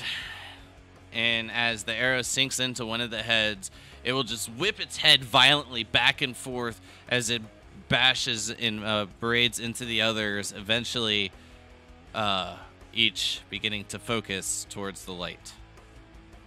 Whip my head back and forth. So, I have a question. Rekka did say he wanted to charge up, and he reacted immediately. Did he get any distance at all, or is he where he is? I wasn't sure if we were in combat. Or I will give you 15 feet from hearing it before, but with the just amount of like conversation that was going over, I did kind of not forget to go back to that, but I'll give you a bit of distance. And I move back, and that's the. Because not much is going to be able to go on after they're seeing the light. Cool. I'm going to Hunter's Mark this girl before I move. Got it. Sounds good. And that's my turn. Thank you for the reminder. Krev. Shit, I have decisions to make here. Will be good. Yeah. quick, I'm wondering. I think I'm gonna drop a spike growth. Ooh, I love it. Yeah. I love it. Yeah. Very good move. Very, very good move. Again, that's where's it again? 20-foot radius, I believe. Yeah. So I need to draw this, and I'm not the best. What is it again? I'm just going to add a token for you. You'll be good. Okay. Yeah, and Okay. then give it a 20-foot Alt aura. is a. So just go ahead and ping Okay. where you want to put it, I guess. How do I delete that?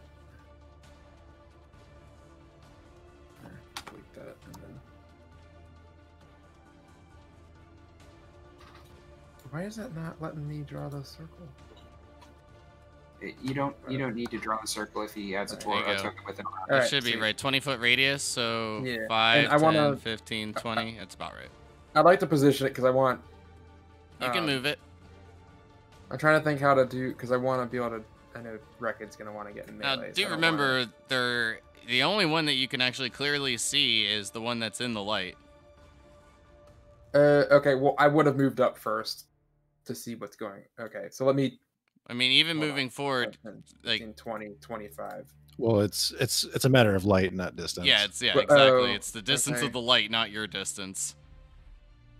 I mean, like, I'll let the spike growth go, assuming that there's more down there. But Trace had only conveyed that to Kadir, and then nothing else was really That's said about totally it. my bad. I forgot the light issue. But there's still the distance of the light. Can I? So Eric, I mean, can I you make a disadvantage perception check to know what he knows? Because normally that's it when you don't have dark vision. Normally that is what you get. Well, I I'll let probably Krev wouldn't make have- his decision. But I probably wouldn't have casted that spell if I had only seen one enemy. To be honest, That's a good point. So I mean, I don't want to meta, but I mean, can I hear a ton of enemies there? I mean, you would have only heard one giving commands, well, shouts from what you assume, but Attack. They are vulnerable. That was exactly what I said. well, if I can't see him, I wouldn't have casted that spell. I would have just targeted the one enemy I can see. So Fortunately, I'm gonna have to take All right, that well, back. make your choice. And probably just gonna cast Great Bonfire on the one I can see, to be honest. Yeah, here we go. Okay. DC 16 dex on this one. Making the save. That is a 10, so a fail. 8 Taking fire 8 damage. damage. And then, of course, at that point, there's light around the fire, 20 foot, bright 20 foot dim, so that would then reveal all the rest of it.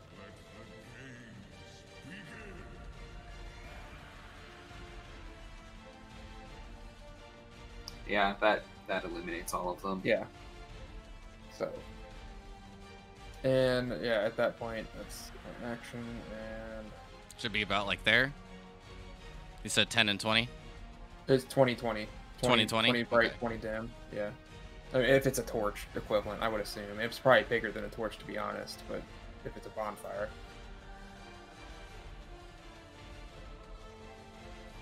I'm stealing your color scheme there, Rickard.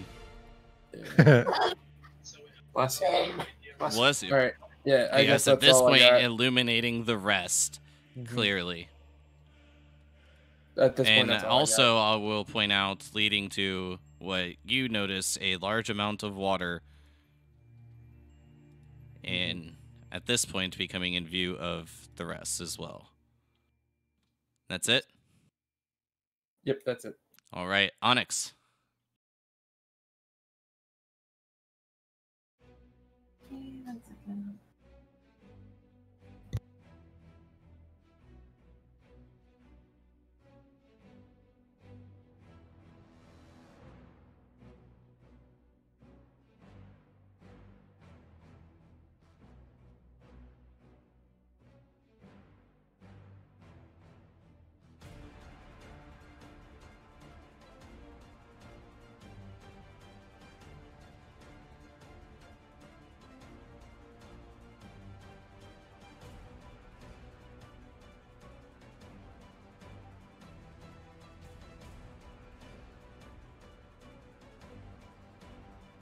As you think deeply,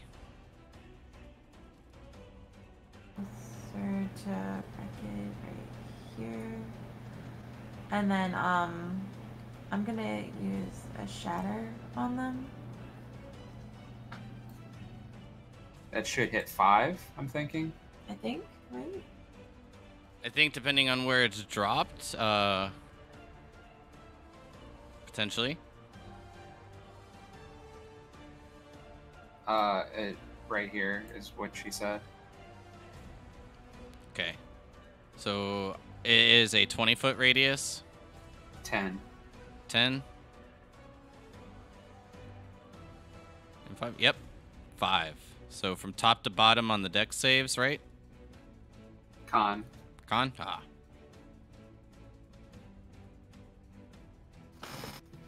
All right.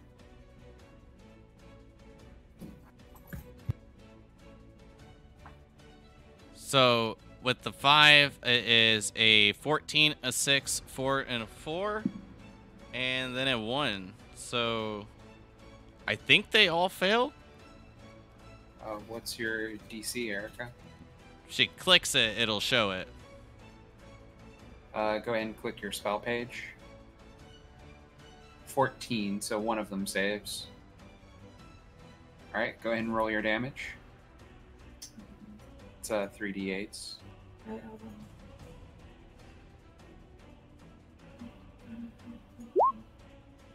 Oh god. Mm.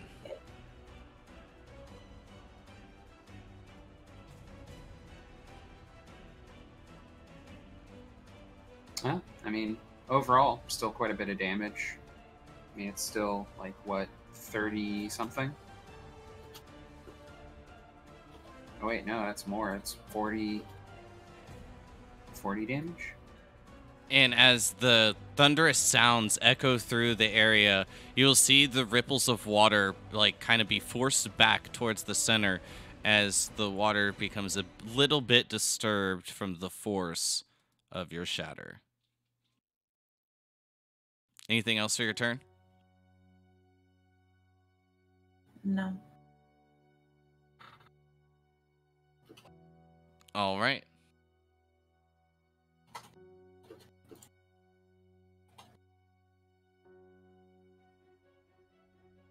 And as this one takes a couple steps forward, the first one it notices is you, Kadir, up in the front. And as it extends its head up, like the neck becoming fully vertical, the flaps of its cobra head winging out as you see little bits of spiral designs from the light now encasing this area. The body making its way through the mud.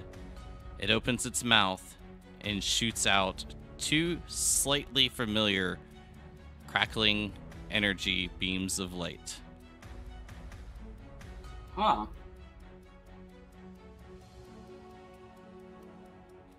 The first one hits you pretty well with a natural 20. The second one, a 7.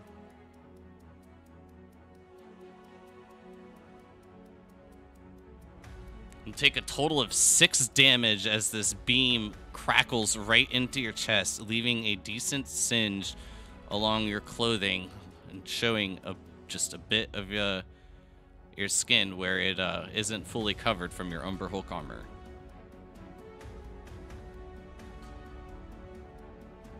And it's now your turn, Kadir.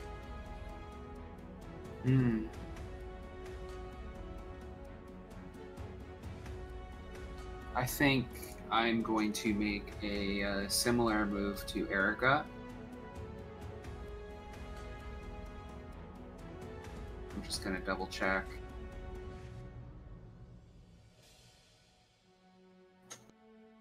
Yeah, I'm going to make a similar move to Erica. I'm going to throw down a shatter as well right here.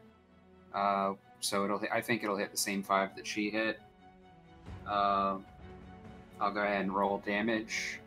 It's a DC 15. Oh no. Well, that's good damage. So from top to bottom, keeping it a centralized location, it should hit everybody. Looks like still. Yep. The first one is a 1. Second is a 19. Then 2 6s and a natural 20. So all right. 3 fails and 1 success, or 2 successes. So grand total of 82 damage.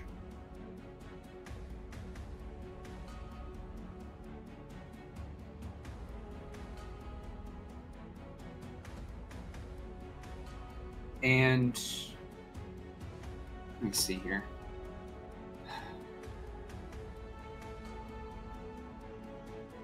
And as the sounds echo again, you can see the water still creating a bit more waves. So you hear it kind of whoosh upon onto the top of the mud. All right, I dip back outside of their usual range. That's my turn.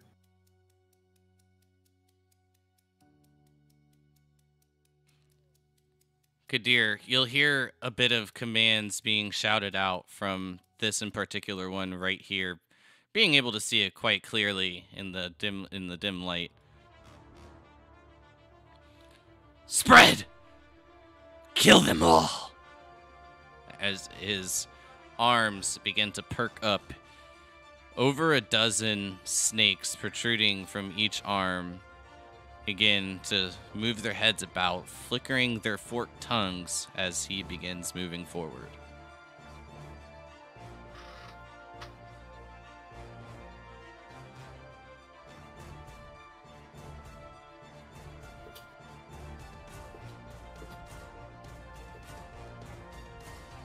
You get to here, and that'll be it.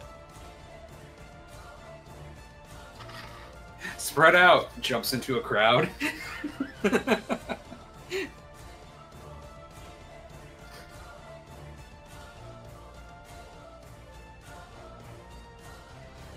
Gotta move that over just a bit so then I can hit the other guy.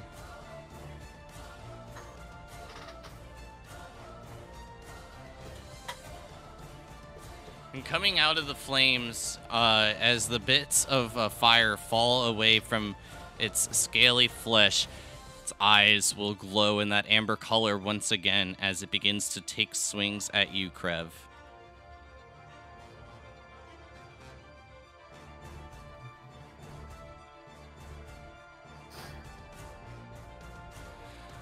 The claws, both of them for a 16 and a 20. The 20. Wait, hold on. Do I have my new armor on? Let me double check. I do. So the 20 hits. Yes, you did take the time to put it on, so the 20 will hit, and then the bite followed up is a 23. Oh. Gee, that's not nice. Oh. Rude. And as the claws sink in, piercing your skin just a bit as they begin to slash, dragging across your shoulder, you'll wince in a bit of pain, and just as you close your eyes just briefly, as you open them back up just before its fangs sink in, just in an exposed area in between your shoulder and neck.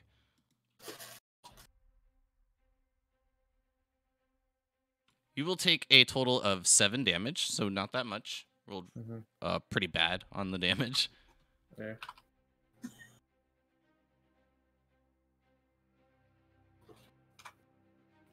And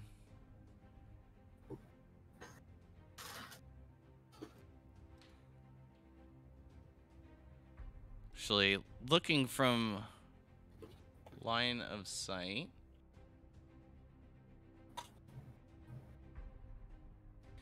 peeking around the corner, focusing on the main light, these shots will go towards you, Rekid, as a couple of that beam energy trickles out, and you see flashes of green fly from around the corner. So, important question. Are these missiles? They're ICBMs to be correct, but yes.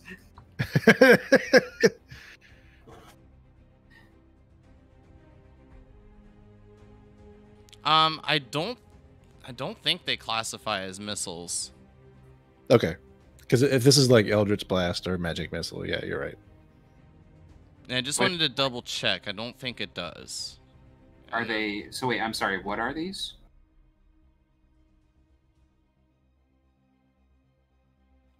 They're attacks. But like, are they physical items that are being fired, or No. Okay. So There aren't very many spells that would classify as it. It's like Lightning Arrow, I think, would count, but most other yeah, ones I would wanted to not. double check, but there isn't anything that indicates it is a Sure. object or That's fine. projectile. The first beam coming at you, a natural 1, as it just hits the roof above. Bits of rocks and debris fall as it just into the mud below. Some falling against your head, but causing little disturbance to you. The next one is a 20 to hit. That hits. Right. Taking a total of 8 damage as the beam strikes you right into the abdomen. All right.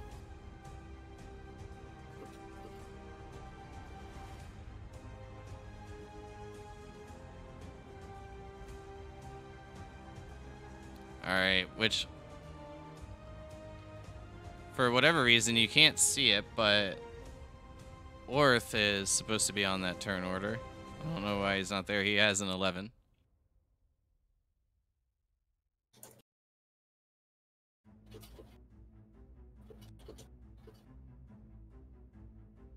There we go. Just redo it. So, we'll begin to move forward.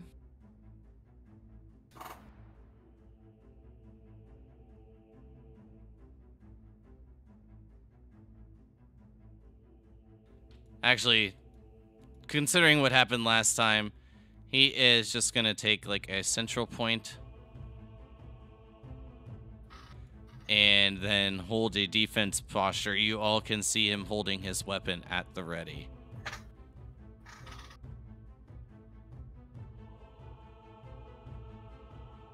Rekid.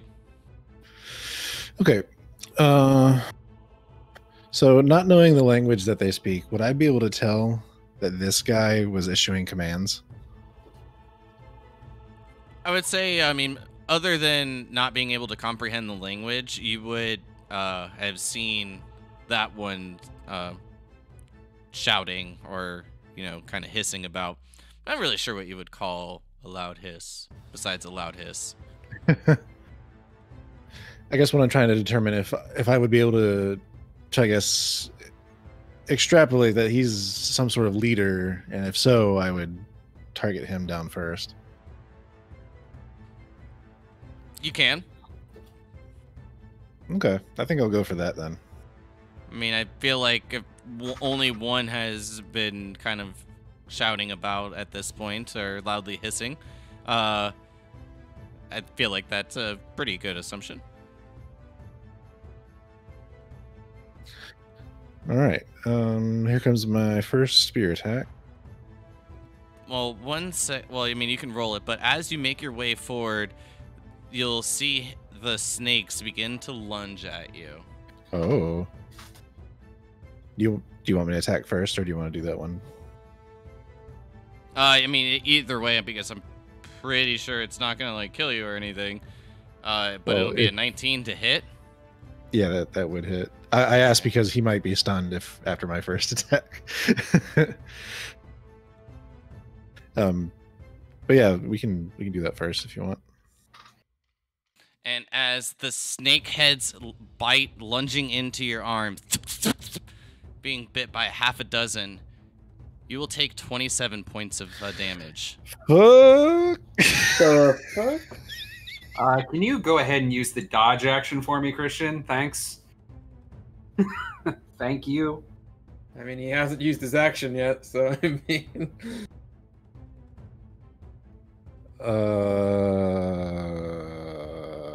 Here's what I'm gonna do. That was all my movement, though, is the thing. Well, minus 5 feet. You can always dash back. I'm kidding. You could dash as a bonus, but action dodge.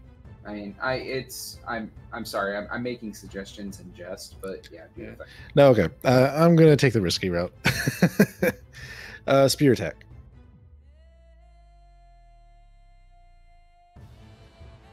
Did we just see Wrecked get wrecked? Fuck.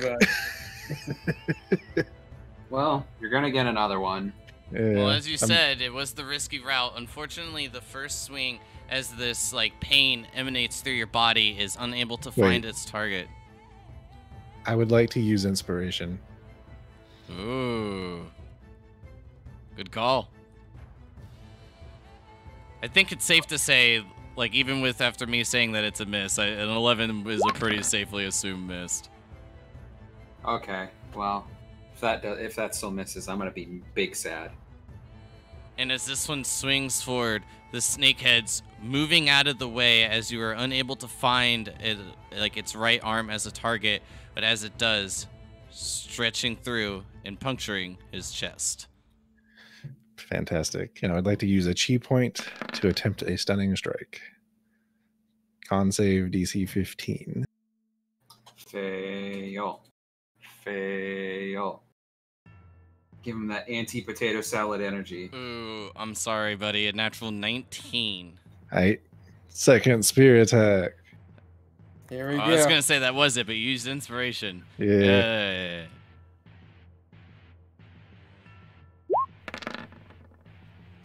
Ooh, a 16. That'll hit as well. Alright. So once again, I'm asking you to roll a con save. All right. Ooh, this one much more in your favor with an 11. Fucking Wrecked Sanders over here.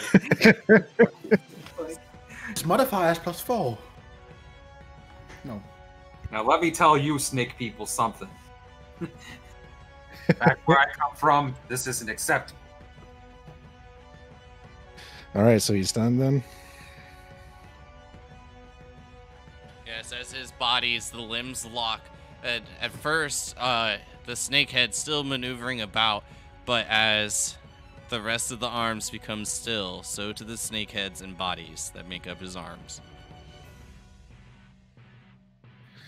I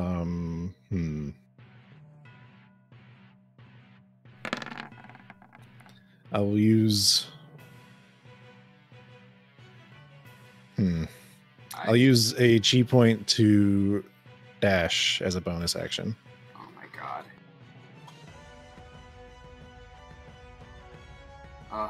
Big dick energy.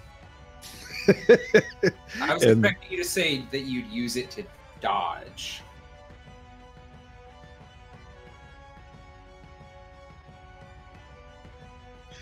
That ends it. Okay, that's it.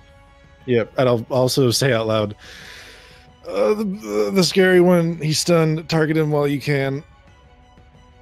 As you just like cough up blood. Oh my god.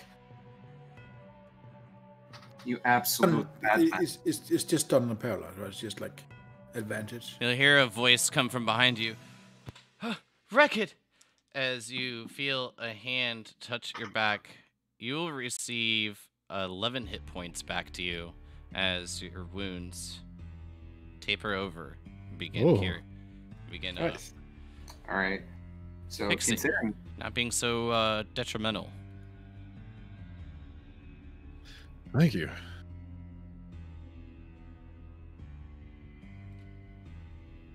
This one.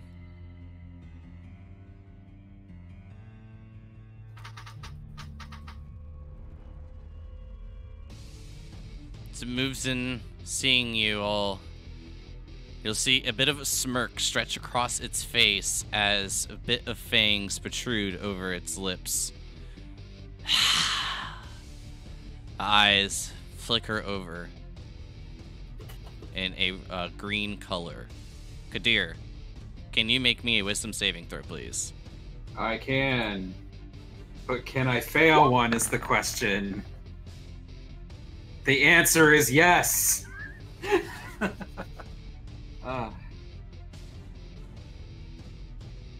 Well, I apologize. It's actually a charisma saving throw. All right. Here we go. Oh, you have I feel a much better chance. There, Yes. fine. And as you hear voices creep over your head, like in your mind, join me in the water. Come. You're able to fight off the urge. No, I do not think I will.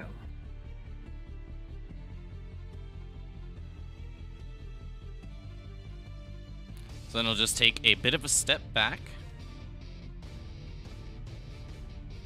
And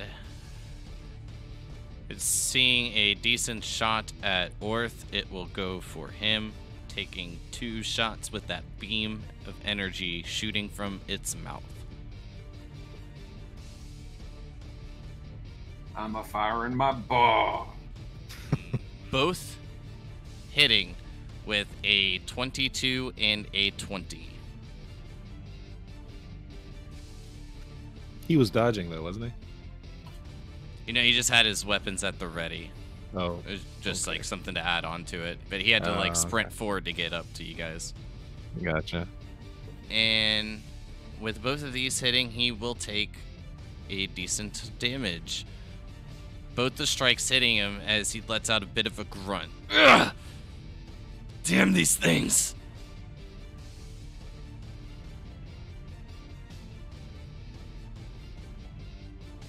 Nalro shouting from the back, Orth, I'm coming! Giggity. Matt. Sorry. Like, he's trying to build dramatic tension. I swear to Christ, if these people die under our care, you're the first one I'm coming after. Hitting to here and bearing its fangs at each of you. Eyes just trickling as the sparkles of the lights being given off flicker off of, what's the word for it? If it's, pupils.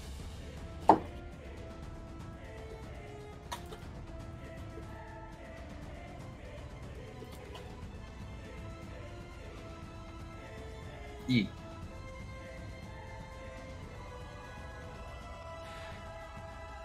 You'll see the large one beginning to crawl over the portal as it plunges into the water. A large splash makes its way up as bits of water trickle, falling onto the bridge. And then it disappears below the surface. Oh, wow. Oh, good. Something we can't see that's big and scary. Lovely. Talking about me?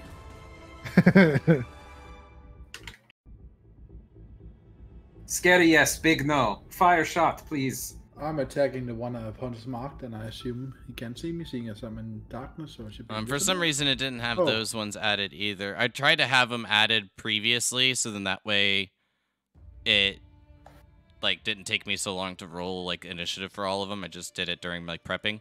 So, I'll just wait my turn. but both of these will just, I mean, while being kind of out of sight, do their own thing, and then it'll be your turn. Okay, I'm going to shoot at the hunter's marked one.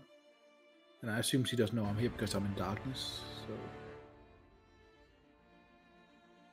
These are humanoids. Well, before at least. So, and I'm going to use sharpshooter. You might be assuming she doesn't have dark vision, though, right? Doesn't matter. Which one are you going for? The one that's hunter's marked. Got it. Gloomstalker states that creatures that rely on dark vision to see you can't see you. Oh, nice. It's a very, very nice level 3 ability. Yeah. As far as ranger abilities, it's probably the best. That's not bad. 25. Got it.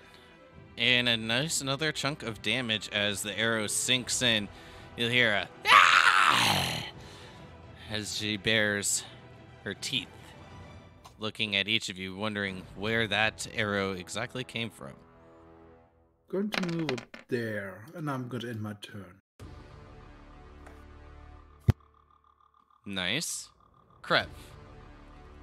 Your turn, sir. Alright. I guess now at this point it would make sense to drop the spike growth.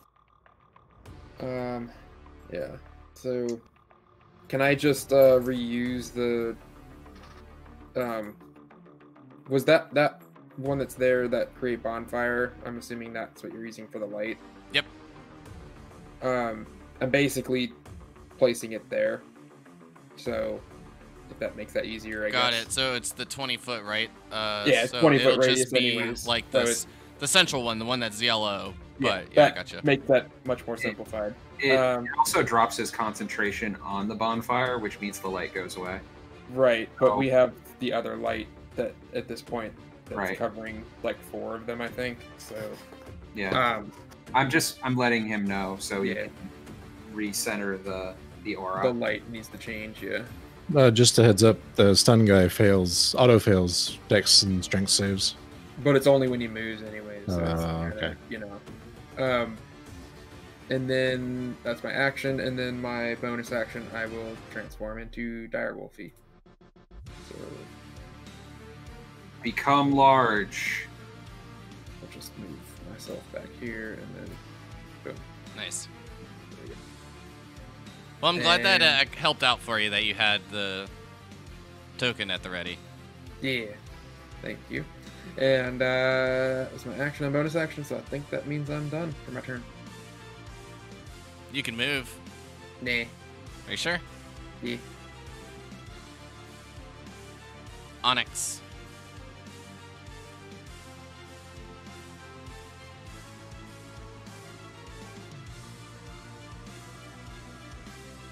Just for the record, with the time and then that it is now and starting just a little bit late, we'll get through this combat round as quickly as possible, and then we'll end it at the top of round 3. Right. I wanted to shatter again. All right, you just let me know what location, and I'm assuming probably about here. Yeah. Exactly. Okay. Then that'll hit 4. Oh, that is more than I thought. Oh, yeah, it does. I didn't even see that. Huh. Alright.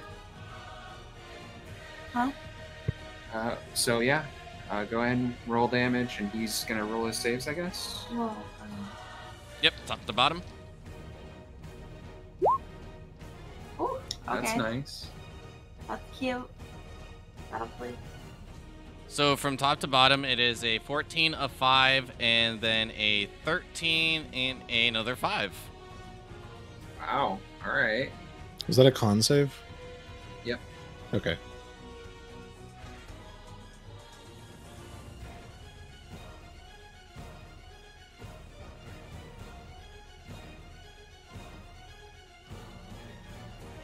And as the sounds echo throughout, you'll see them be taking a bit more damage as you'll just hear the loud hissing yet again from the figure up against the wall as it is looking a bit wounded now.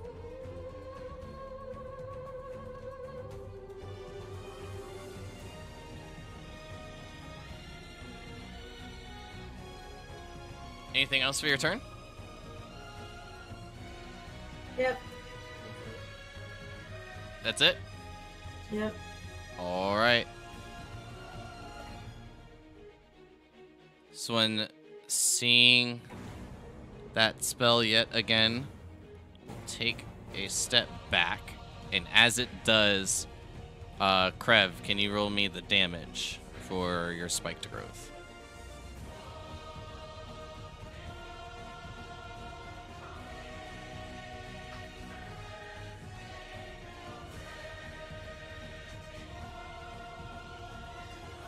I will say that spike growth is big win energy. Mm-hmm. This is the perfect spot for it. Yep. Right? But I mean, I think it's just 2d4 with it going through. So once you roll that, and then it will make its turn.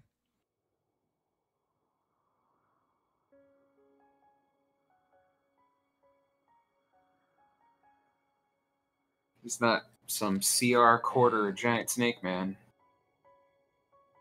Seeing the new large wolf now appear from what was once a small creature, the head and its attention snapping over to that area as it shoots 2 of the beams from its mouth.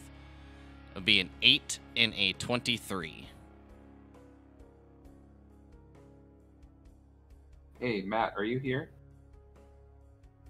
Sorry. Yeah. Matt just likes to be muted. The 23 hits you, Okay. Yeah. and you'll take 5 damage.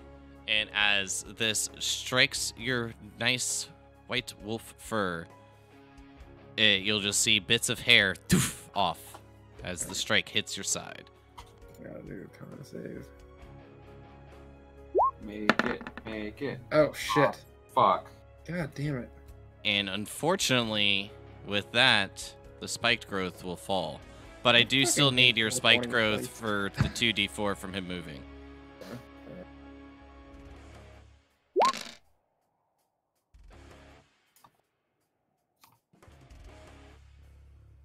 Okay, thank you. Fuck, that sucks. Yeah, it does. It reminds me of when I used Bless on everybody and then got hit and dropped it right away. Yeah. But that'll be that one's turn. Right. Which brings us to you, Kadir. Okay. I'm going to fire.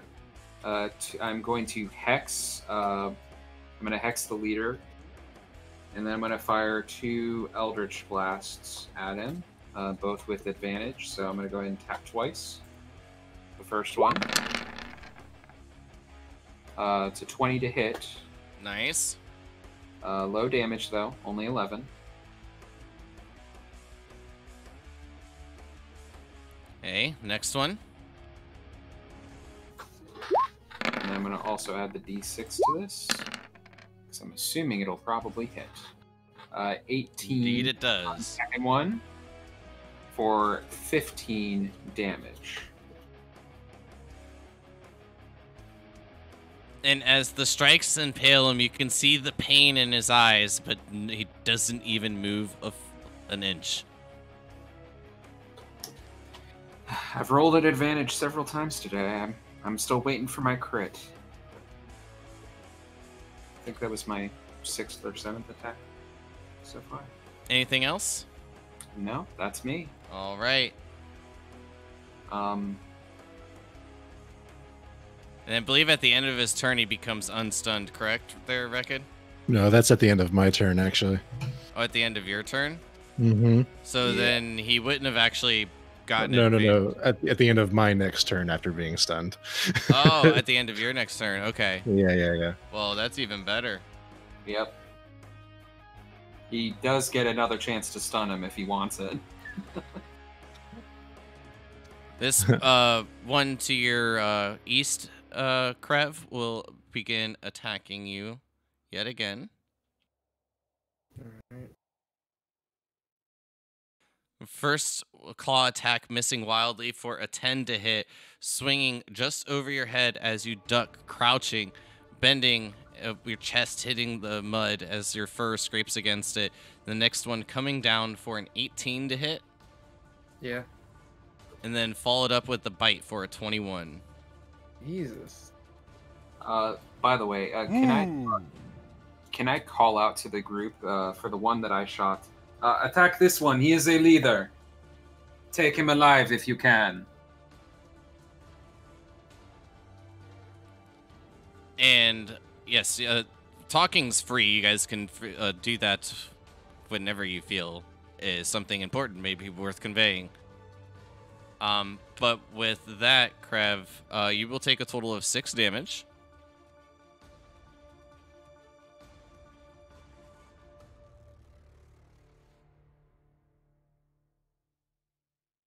Alright. This one, stepping back up and then hearing in like the bits of commotion, focus snapping on Orth in the center of the room, just ahead of Krev, who's now the direwolf. The 2 beams will shoot out from its mouth yet again.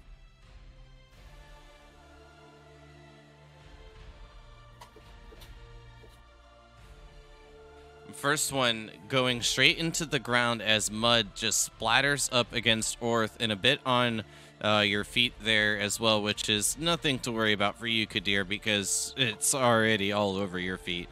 And then the second one, the beam hitting him directly in the chest for a 22 to hit. Hitting who? Orth. Okay. For 5 more damage. I was talking to him. Oh.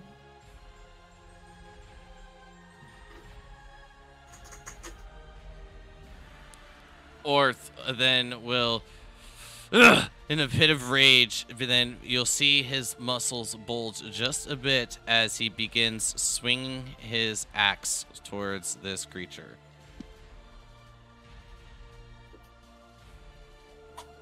First one is a 12 to hit. Second one is a 21 in total, so then that will hit. And as it sinks in, dealing a decent amount of damage, cutting into the scaly flesh a bit as the blood trickles down into the mud below.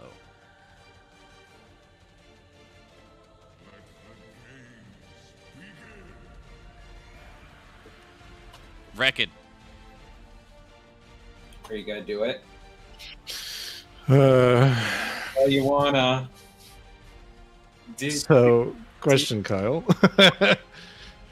When I stunned this guy, did I notice whether or not his arm snakes were also stunned, or were they still kicking? They moved for just a moment, but before you moved away, you noticed them like just becoming still just as much or just as well as the rest of his body was. Okay, that makes sense because I guess I would have gotten an attack of opportunity had they not been. Okay, so here's what we're doing then.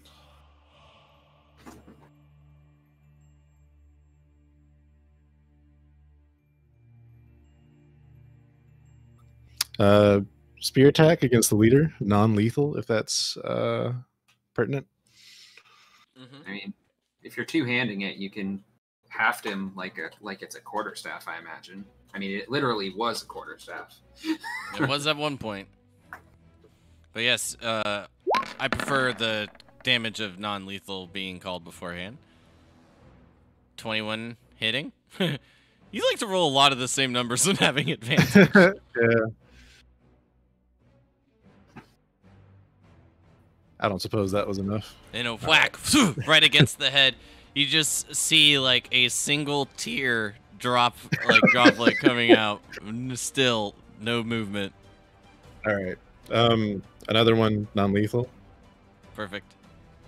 Just him going over and just whacking him with a stick. And as you hit him again, the eyes and everything just still looking at you blankly. Oh, he's still up? Oh, man. Okay. Bonus action, unarmed strike, non-lethal. Oh my god. So I will point out, but I mean, just as like flavor from him being like stunned, I was like, he's knocked out. Like, you'll see just like that emptiness, like nothing being there. But like, since he's stunned, his eyelids don't close or anything. He's not falling. Oh, so he is unconscious but standing. Yes. Oh, okay. And then when you ended your turn, I was gonna say he just falls. Well, then I'm going to direct my bonus action unarmed strike against the other person. Yeah, I would say at this point, like, you know combat well enough to where, like, when something's unconscious, like, looking at you just blankly, you'd get the idea.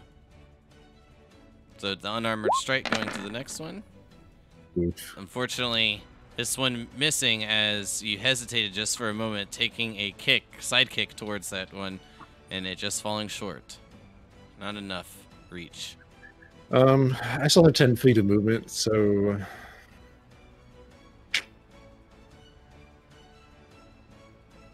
nah, never mind. I'll stay put. That's it. All right. And just a moment after you attempt to kick the other one, the one to your east falls. The snakeheads slightly burrowing as they patter into the mud.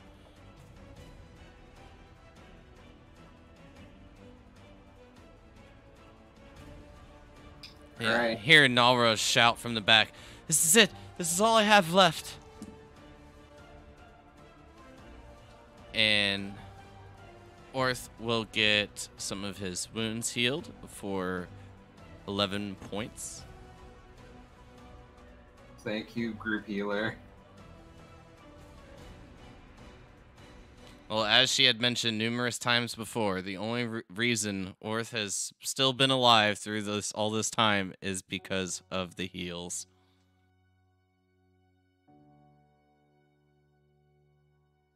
Man, that would suck, having 50 other people you knew and not having the heals to save, like, almost none of them. This one stepping forward, coming towards you, Krev.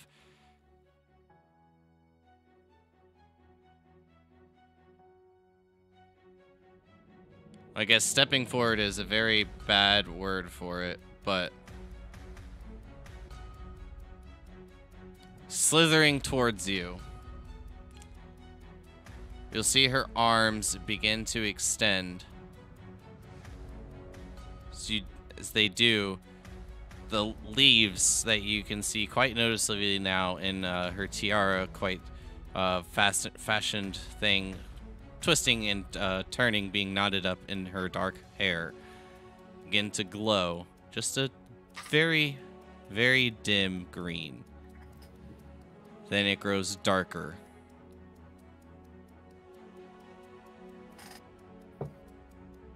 So we haven't seen that large snake in a while. I may be concerned.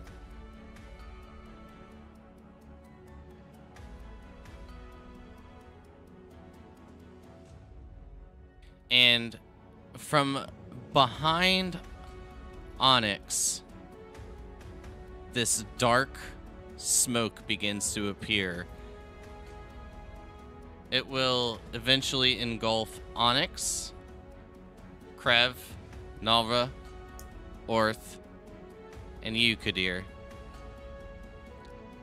As each of you find yourselves lost in darkness, the light from Rekid fading as the smoke emits over each of you. Uh-oh.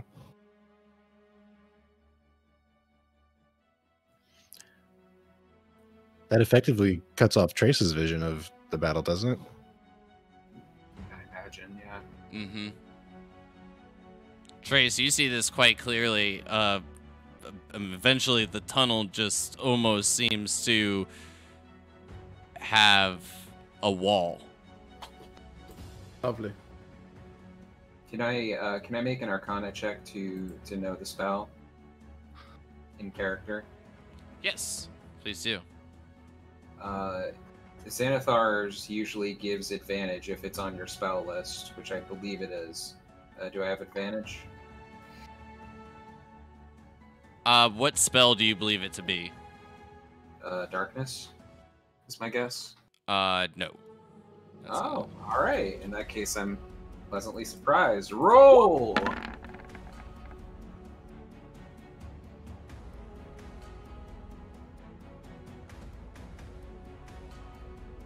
All right, 24. You do know Ultra what it darkness. is. Uh-oh. And you will know this to be the spell Hunger of Hadar. Yeah, as soon as I saw that. Oh, no. Doesn't it, oh, no. Also, be honest, she spelled this, wouldn't it? And... Okay. So that'll be the end of that one's turn. And just to clarify, is that this one? Yes. Or, okay.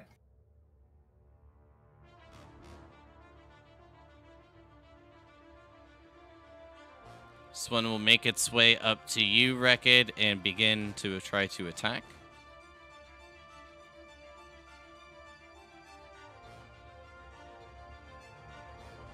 It will first move around, beginning to try to wrap you with its scaly arms as it moves and trudging through the mud.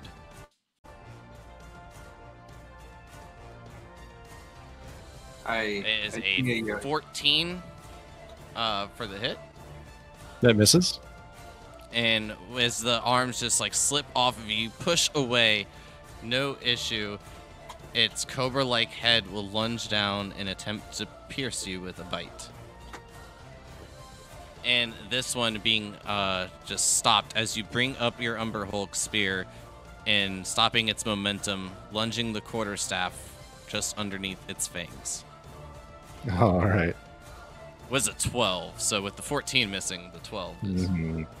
It's a safe assumption, I believe. Mm-hmm. Mm-hmm.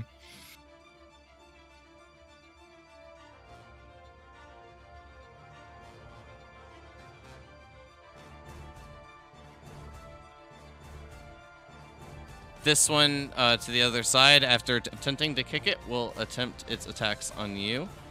And as it reaches behind you will you will see it pull a scimitar from a sheath, and as it swings towards you. Oh, unfortunately, this is a natural 20 on the attack. Yep. Strong oof. It'll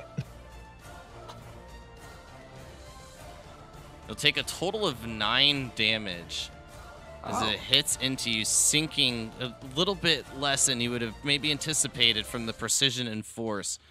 And then as it does, it'll begin using that sunk-in scimitar as a pivot point as it wraps its body around you. Oh. You are still standing, right? 18. Yeah, that's a miss. And as it attempts to, you'll kind of just step 1 foot off the body, then another, making your way over it before it just closes, grabbing air, maneuvering your way over, and then back down into the mud.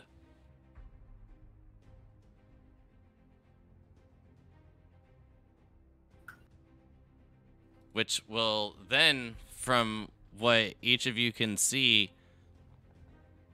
seemingly nothing has changed. Which will bring us back at the top of round 3 with Trace, which is where we will call it. And Good. the flavor for Hunger of Hadar is as the darkness envelops you, you hear slurping, hissing, mysterious noises in the darkness, and an unfamiliar cold of the. Well, flavor is just flavor, right? That's just a description you can or can't use, or don't have to use. Okay. So I describe things differently because that way you don't know exactly what it is, which did work well for when you were thinking it was darkness, looking for the advantage. You're correct. But with that, we'll pick it up here next week. This is what I will just like to mention on the week that will be the 18th for us, since we've had extra time off than from other groups. That week I was going to just take off completely, get more writing done, things of that nature. But this will be the only group I offer. If you guys would like to play that week, we can. What date would that be? 2 weeks from today. Actually, it fits pretty perfect for me. I can't play that day myself. Perfect. I figured like having breaks here and there, giving a nice recharge, but I'm trying to line it up with like all the groups in a row, so then that way, you know, not playing just scattered games. But I figured with that in mind, letting you guys know 2 weeks out be good. Yeah, there's going to be occasions, because I mean, when I have to work Fridays, I can't play because due to the time zone and so on. And some Fridays I have to work, sadly, and that's one of the Fridays I have to work. So, but it kind of makes it so I don't have to like cancel any other games for some time. So it's good. Word. Well, does anybody have anything they'd like to add before we get out of here?